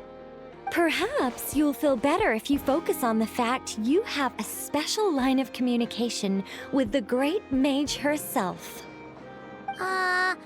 Okay? Has something happened? No, or not yet, anyway. Well, that's not ominous at all. Is there something we should be watching out for? Not for the time being. That's very sus. Just think of this as a general check-in to make sure this communication system is still running smoothly. Besides, it's good to chat once in a while if we want to maintain our friendship. That is true. You could've just said so. Haven't got all worked up for nothing. Still, the best friendships are built through face-to-face interaction, you know. It's never gonna stop being weird having tea with you when you're not there and just talking to thin air. All right, fair point. I'll bear that in mind for next time. Mind if I ask what's keeping you occupied?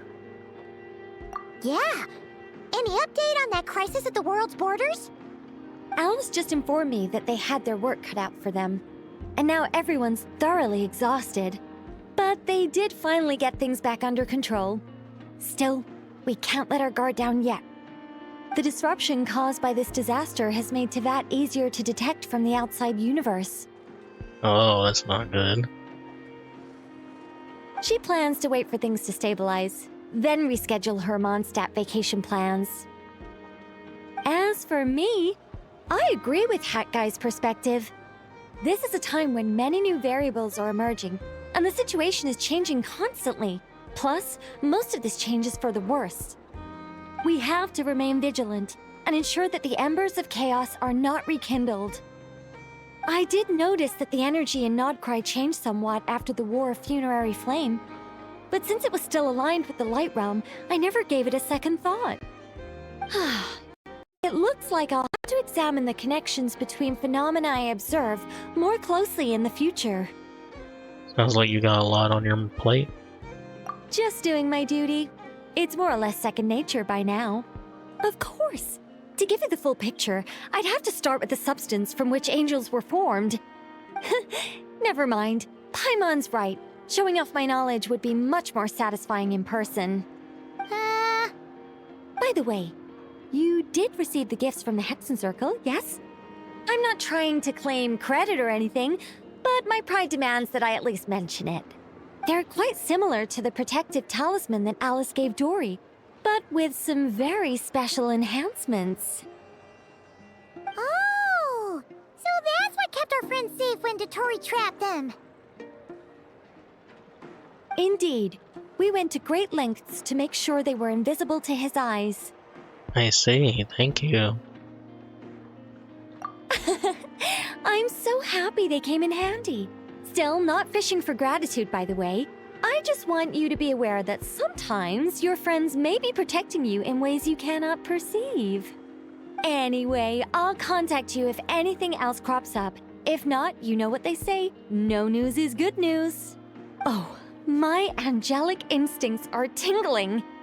They say you should head to the docks next. Your friends are about to board their ship home. Oh, the Vitui? Probably what she's talking about, right?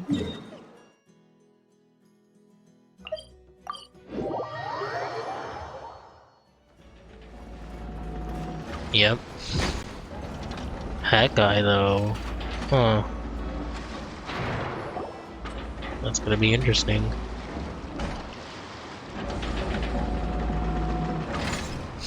You're here.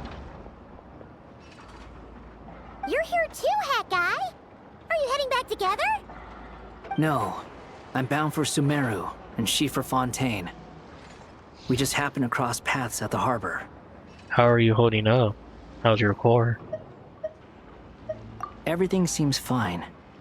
Sandrone may have an abominable temper, but she's always been very responsible with important calculations and things entrusted to her by valued friends. You always speak as if you know us inside out, Mr. Hat Guy. Maybe I'm just a good judge of character. I certainly hope that's all there is to it. Regardless, you have been a significant help in this matter. For that, you have my gratitude. I didn't do anything special. Sandrone's the one who completed a seemingly impossible formula and turned the tide of the entire battle, even giving her life in the process. She's the one we should be thanking. Of course, they play the Fontaine music.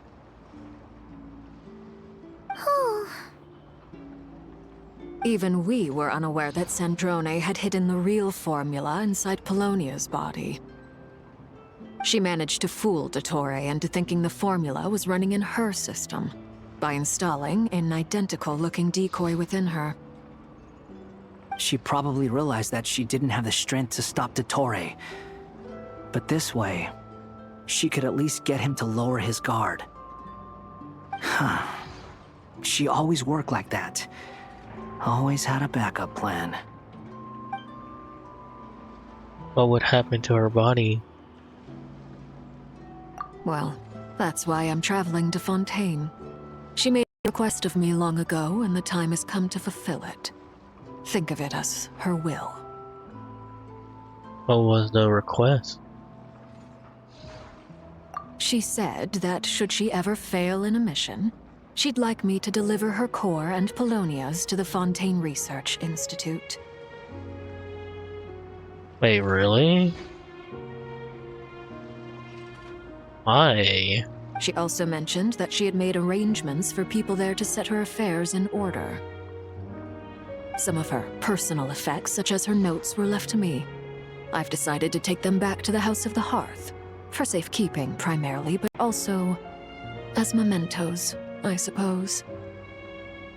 However, there is one book among them that I'd like to leave in your care. I'll have someone deliver it to your residence at the flagship at a later date. Does Columbina know about this? No. I was specifically warned not to tell her. What? Why? This is her last wish, and I will abide by it. Is it also some kind of backup plan?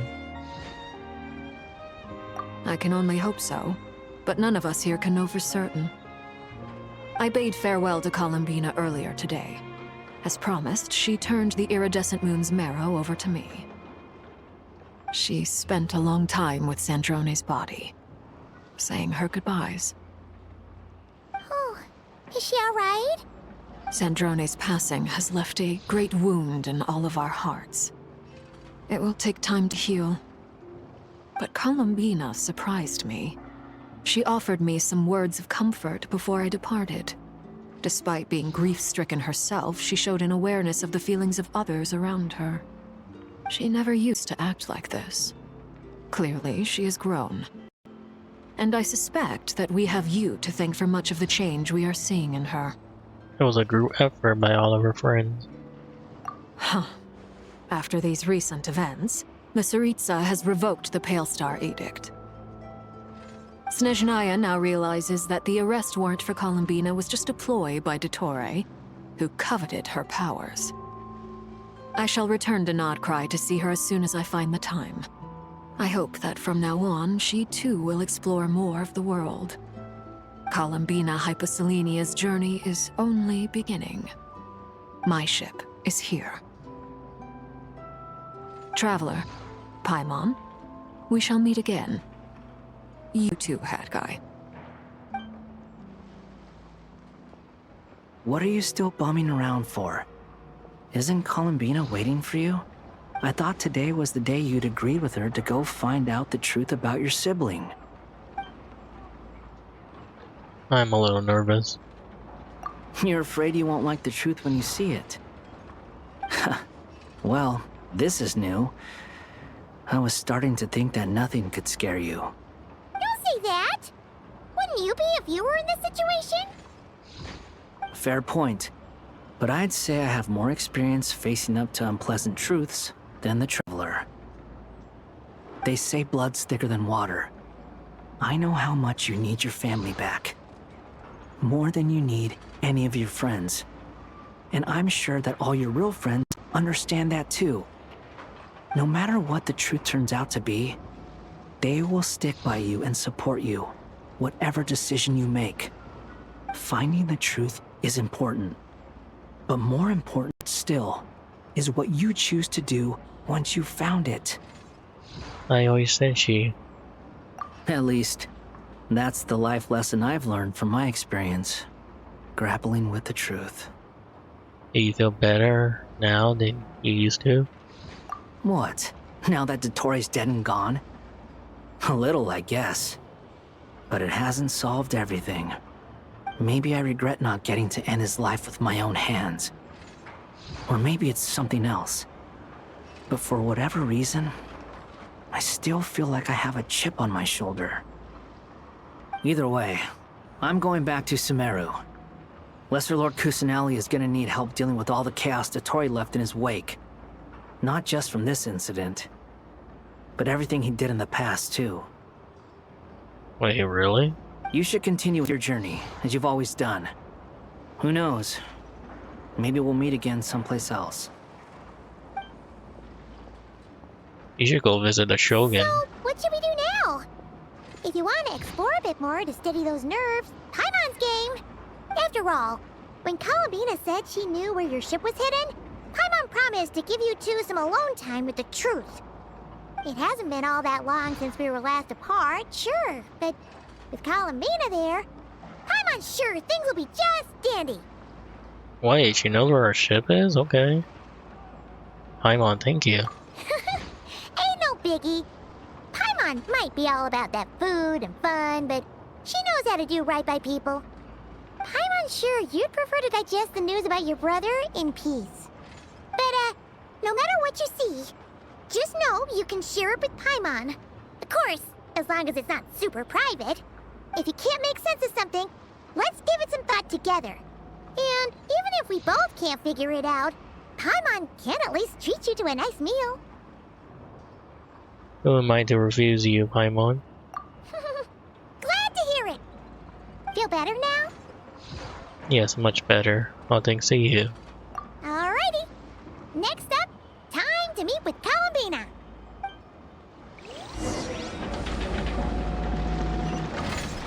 Now that's crazy. Oh, she's over here.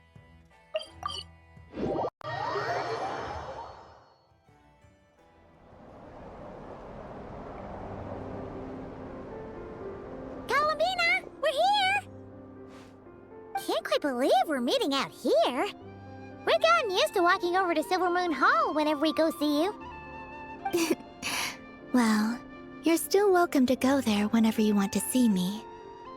It's just, now that it's all over, I've decided to make some changes.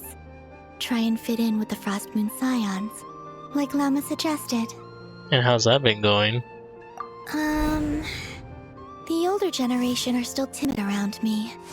They don't dare get too close, and they bow their heads when I walk by. But things are much better with the children. I see more curiosity in their eyes. Hopefully, by the time the next Moon Prayer Night comes around, I can enjoy the festival with them as myself, without having to pretend that I'm only dressed up as the Moon Goddess. You'll do fine, Columbina. Paimon's sure they'll realize you're super nice once they get to know you better. You really think so? When we first met, you thought I was a little up in the clouds. Well, we were just starting out then, come on! So Alma told you, huh? I'm only teasing. I know that I have you to thank for pulling me back down to solid ground. It feels good to finally stand firm on the earth where I was born. Oh, that's great! Oh, you can have this back now. Thank you. I'll make sure not to lose it this time. Well then, are you ready? Ether, what happened to our spaceship back then? Why did you leave? It's time to learn the truth at last. I'm ready as I'll ever be. Good. Then let me open the way for you.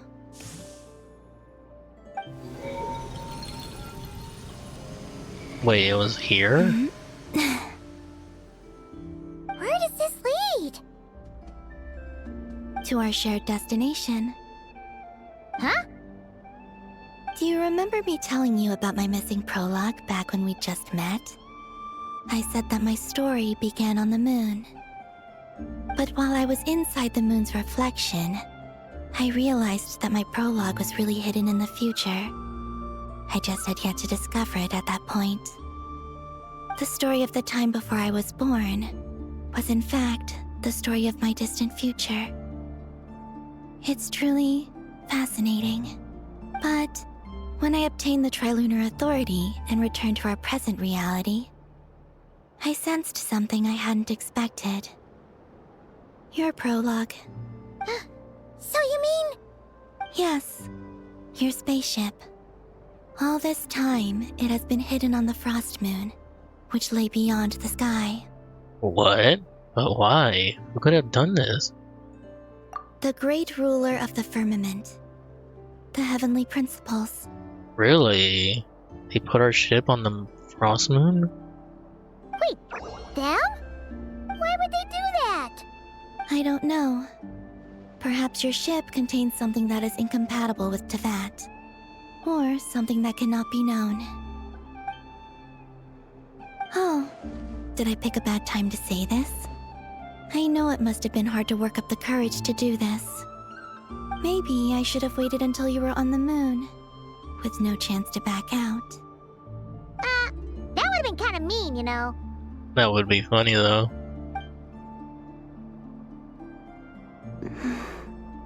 Take me there. Oh? Whatever is hiding in that ship, it belongs to me and Ether. Those memories belong to us. No one else has the right to decide whether I should or shouldn't know about it. Not even the heavenly principles. Very well. Then let's go. You two take care, alright? And don't forget to come back soon! Rest assured, Paimon. We will. Traveler, after you. Oh, is this where we get our outfit? Thinking about the story that we'll find hidden on the moon? Yes. And hoping that it has a happy ending. Probably not. Stories like that don't exist, you know? You don't believe in happy endings? I don't believe in endings. Oh, that's sweet of you. Where am I?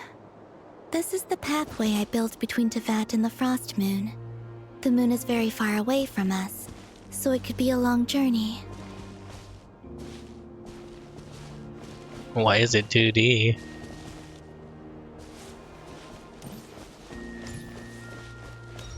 That's kinda cool. After I obtained the Trilunar Authority, I unwittingly saw past events from many of my friends' lives. One was Lauma. She was so young when they chose her to be the Moon Chanter. From then on, the Frost Moon Scions looked to her to bring messages from their goddess. But, for better or worse, I had left Hisi Island before she was ever born. It was not until much, much later that she met me. I think it's for the best. Because of the way things turned out, you had the opportunity to become friends. You're right. In that sense, I think we were both very lucky.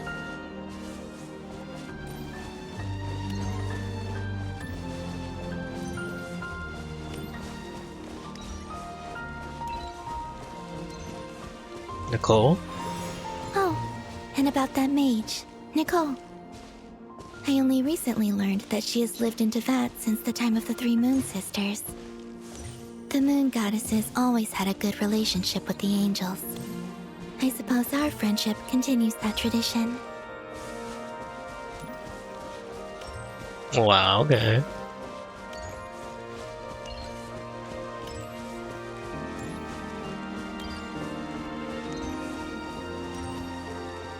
And then, there's Sandrone. I never knew that much about her, beyond the fact that she was created by someone called the Lord Artificer. She, too, suffered for a long time before joining the Fatui.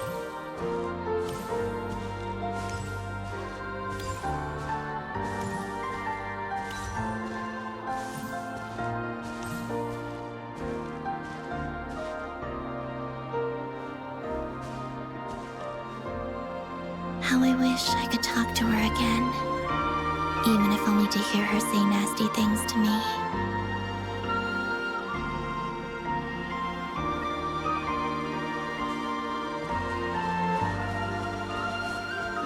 Aw, that's sweet of you.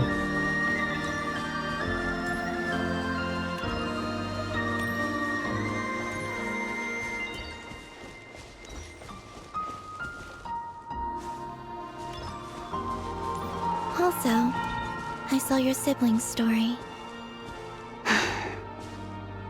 I'm afraid I didn't see much.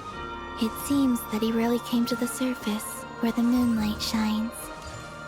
But I did notice that back when you first set out on your journey, he would often appear nearby, gazing at you from afar with a guilty look in his eyes. Ether... Let us speak no more of the past. I probably shouldn't reveal so much about my friends. It's not my place. Let the moonlight carry us forth. We are very close now.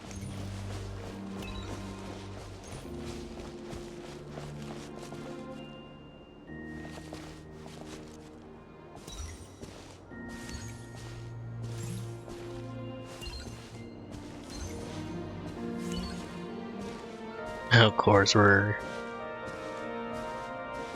getting like a After carrot. this, I'd like to bring some Kuhenki to the moon as well. If they're willing, of course. What about your other friends? Will you bring them to visit too? Certainly. But I'll need to tidy the place up first. This home hasn't received any guests in a long, long time.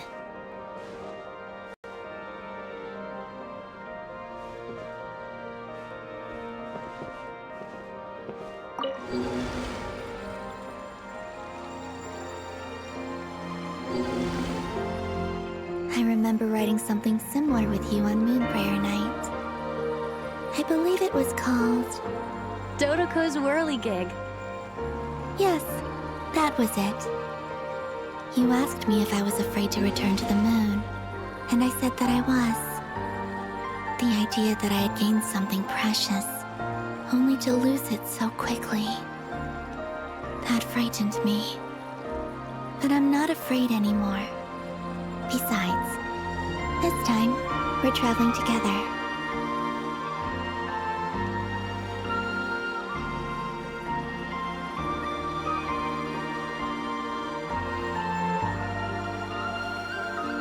Still pretty crazy.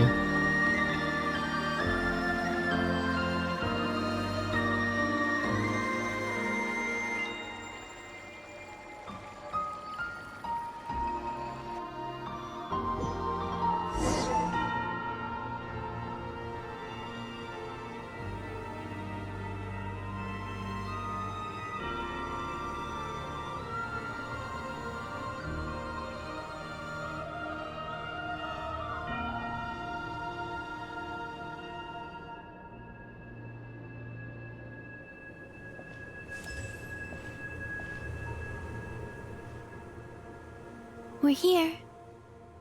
Wow, okay. Over there.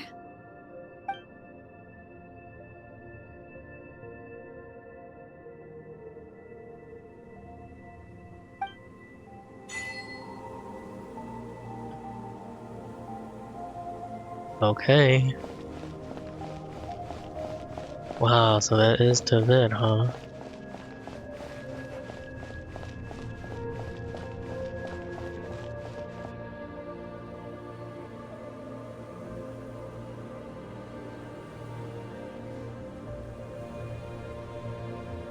Our spaceship. It's huge. I suppose that the moon is the only place one could hide it. It'll be alright. Huh? The way you feel in this moment, I went through it too, on Moon Prayer Night. The door was right in front of me, but I struggled to find the courage to step through. Solitude for me once meant living a life in which even I was absent. Before I met you, that was the only life I knew. But that night, solitude meant throwing away the life I had gained after meeting all of you. Columbina. Go. Retrieve the part of your life that was once lost. Trust me, you will lose nothing by doing so. Look, Teyvat is right there. All of our friends are down there, waiting for us. You're right. Thanks, Columbina.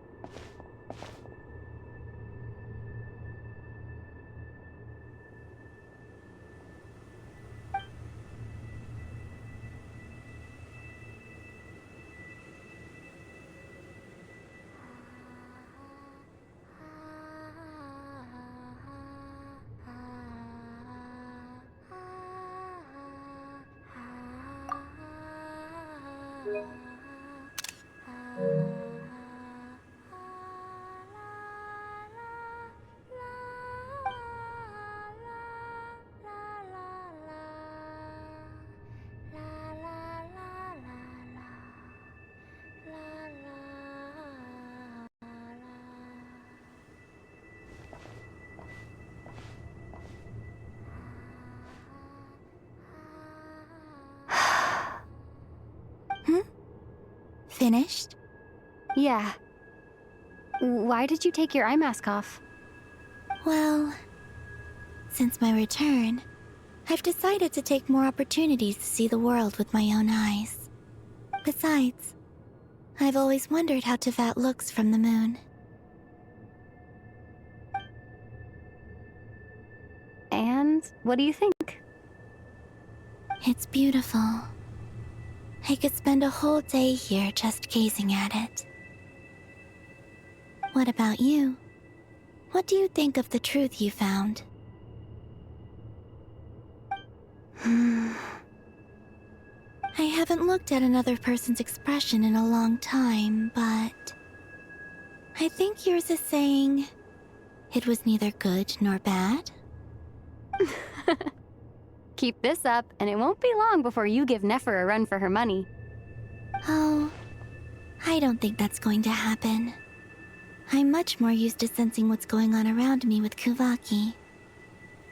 I think I'll save my eyes for seeing special moments I really want to remember. I read the spaceship's flight logs. I always assumed that this was my first time in Teyvat. I thought that Ether and I must have been hibernating in space for centuries on end. But the logs show that our spaceship flew over the skies of Teyvat once before. A long, long time ago. Wait, really? Flew over? So you didn't land? No. The ship barely came to a stop before flying on again. After that, it continued traveling through space for a long time. Some of the data is corrupted, but I suspect that it kept flying for thousands of years. It was only after that that the ship made a forced landing in Nodcry. When Ether found me, he came from outside the ship. Could this mean that he left the ship long before I did? Maybe even during our first pass over Teyvat?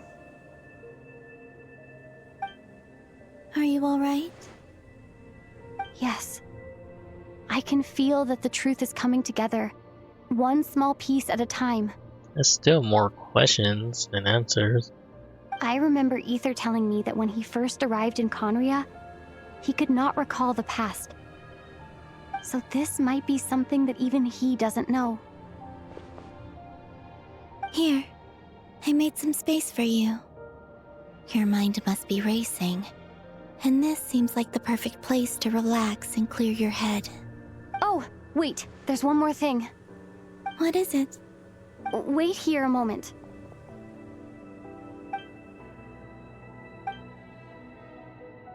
It's our outfit.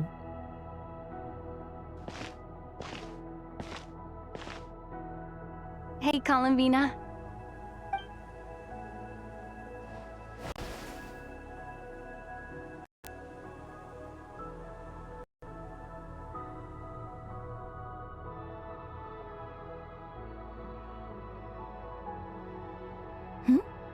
Is that a new outfit? An old one, technically. It's been in a cabinet inside the ship this whole time. It's a matching pair with Ether's. He's always liked this set more. Huh. I don't think there's a huge difference. At least not for Lumi.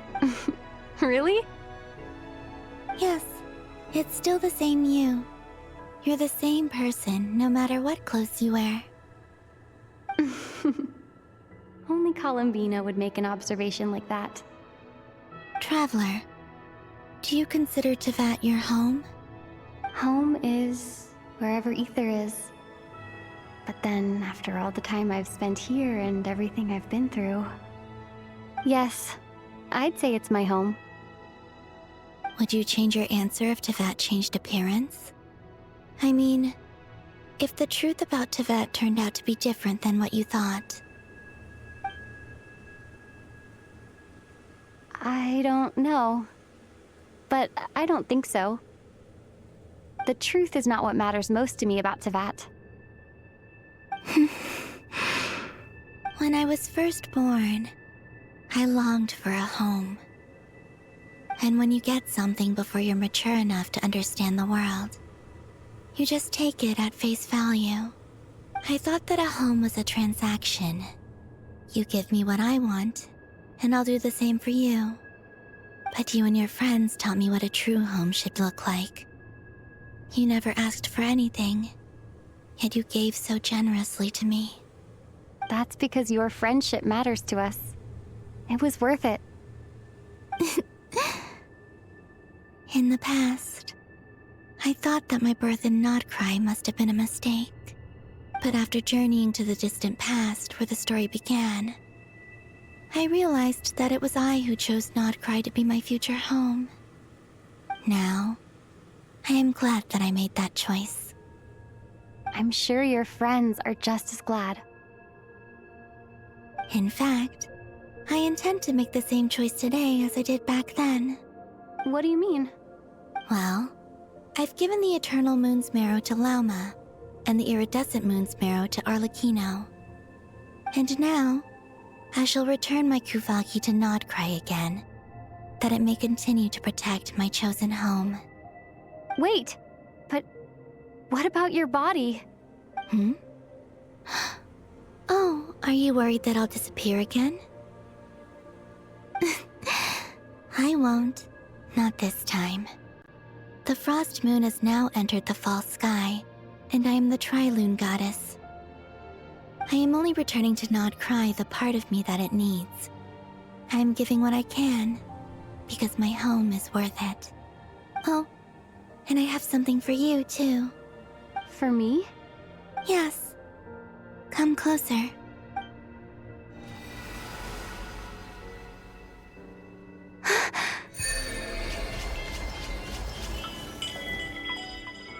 Oh, okay.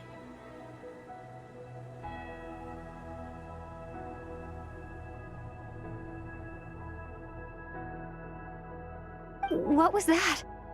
I lifted some of the restrictions this world placed on you. I trust this will help in your future adventures.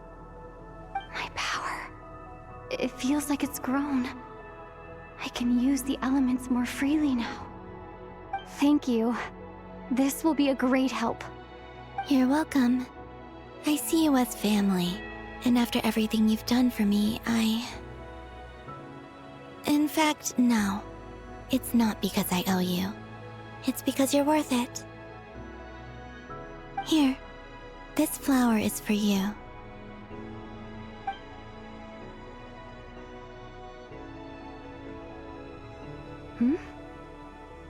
Isn't this a moon prayer blossom? Yes. Don't worry. You will never see these flowers lose their color again. I'm finally discovering the joy of giving. How I wish I'd learned this sooner. Hey, better late than never. What are you thinking about now? Why don't you take a guess? You get... one shot. I don't think I'll get it in one guess. But I'm sure it's a happy thought. That's kind of a sneaky answer. I can't say you got it wrong. Down into that. The moon seems so far away. I felt it might always lie beyond my reach. But on the moon, everything feels so close by. The haze that once enshrouded the skies has finally been dispersed. I feel like a traveler on a winter's night, starting a new chapter in my tale by the warmth of a bonfire. I don't have a lot of luggage, but I do have a lot of hope for the future. Well, what's next? Next? To start with, I want to stay here just a little longer. After that, let's return home and continue our journey.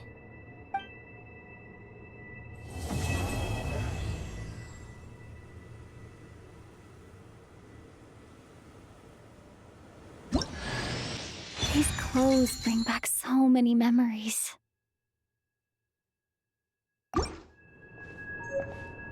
That is crazy.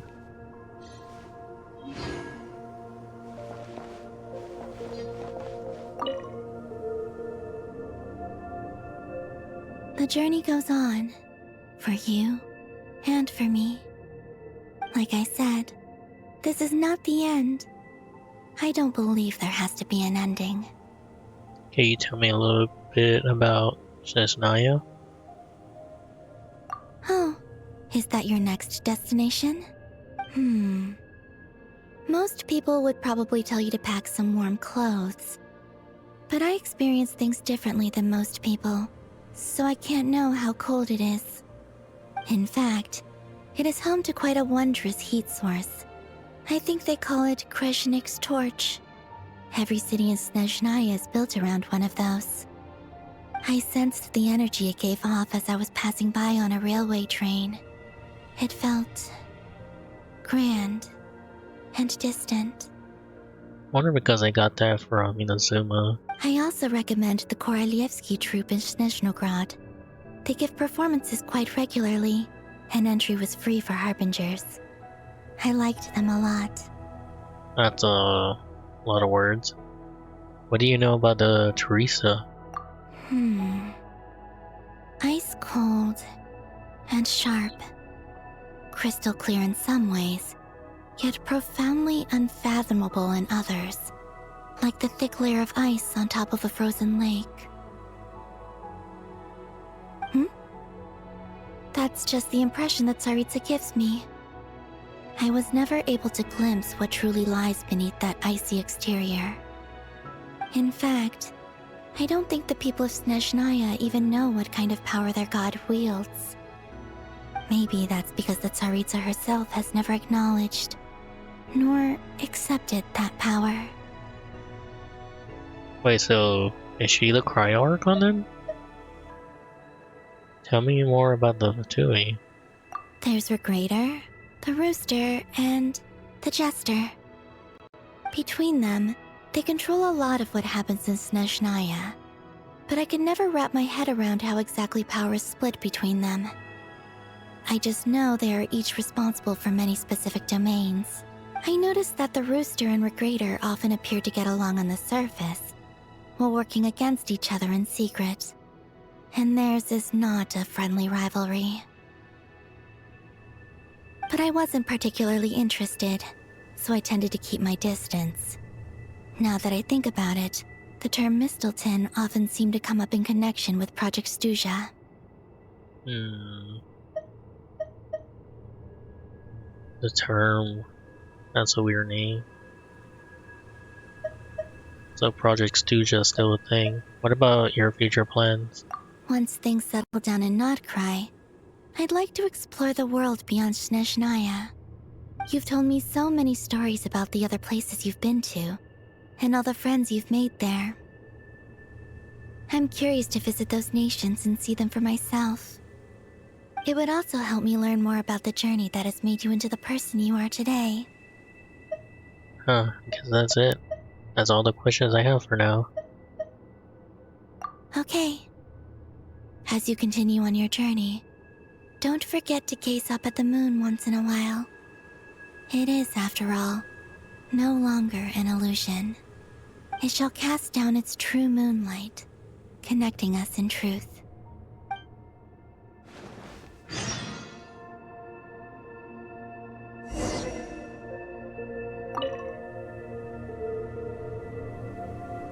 The journey goes on, like I said. This is not the end. Okay, it shall cast down.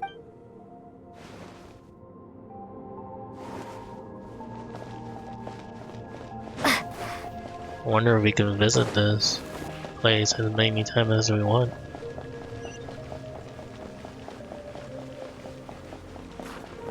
Or maybe not. Of course. They can't let us take a picture of this place. Yep, we should probably head back. I would love to stay longer. To Jean, acting Grand Master of the Knights of Favonius.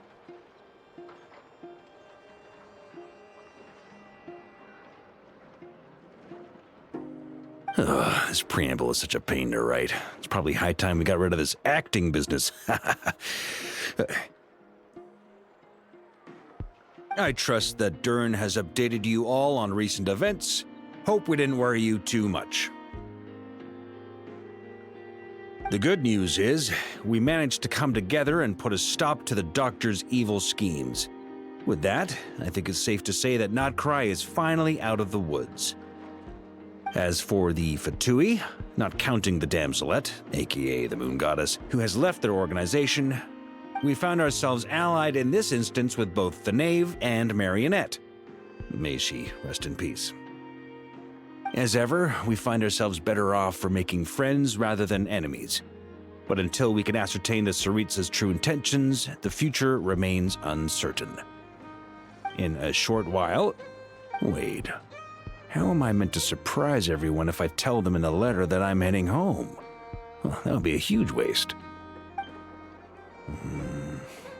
Okay, got it. I will begin sending the expeditionary team back home in waves. I'm sure they'll be able to answer any questions you still have. I hope they won't gloss over the details of my many heroic deeds. But if they do, I'm sure it'll be because they're just too exhausted from the long journey. I think of Mondstadt daily. Please give everyone my best regards. P.S. The honorary knight went above and beyond this time. Are there any other honors we can give her? I'll leave it with you. P.P.S. Please be extra nice to Klee for the foreseeable future. I cashed in on the last favor that the Hexen Circle owed us, so we need to earn some more goodwill. If there's any serious problems, feel free to stick me in solitary confinement when I get back. I'll do the time for her. That's funny. Whew. And that, as they say, is all she wrote. End of an era. And with the moon shining down brighter than ever, I think everyone is going to sleep well tonight.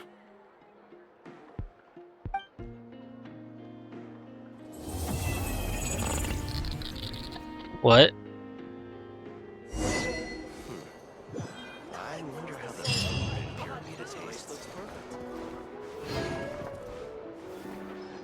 What was that glitch? Oh, that's so creepy.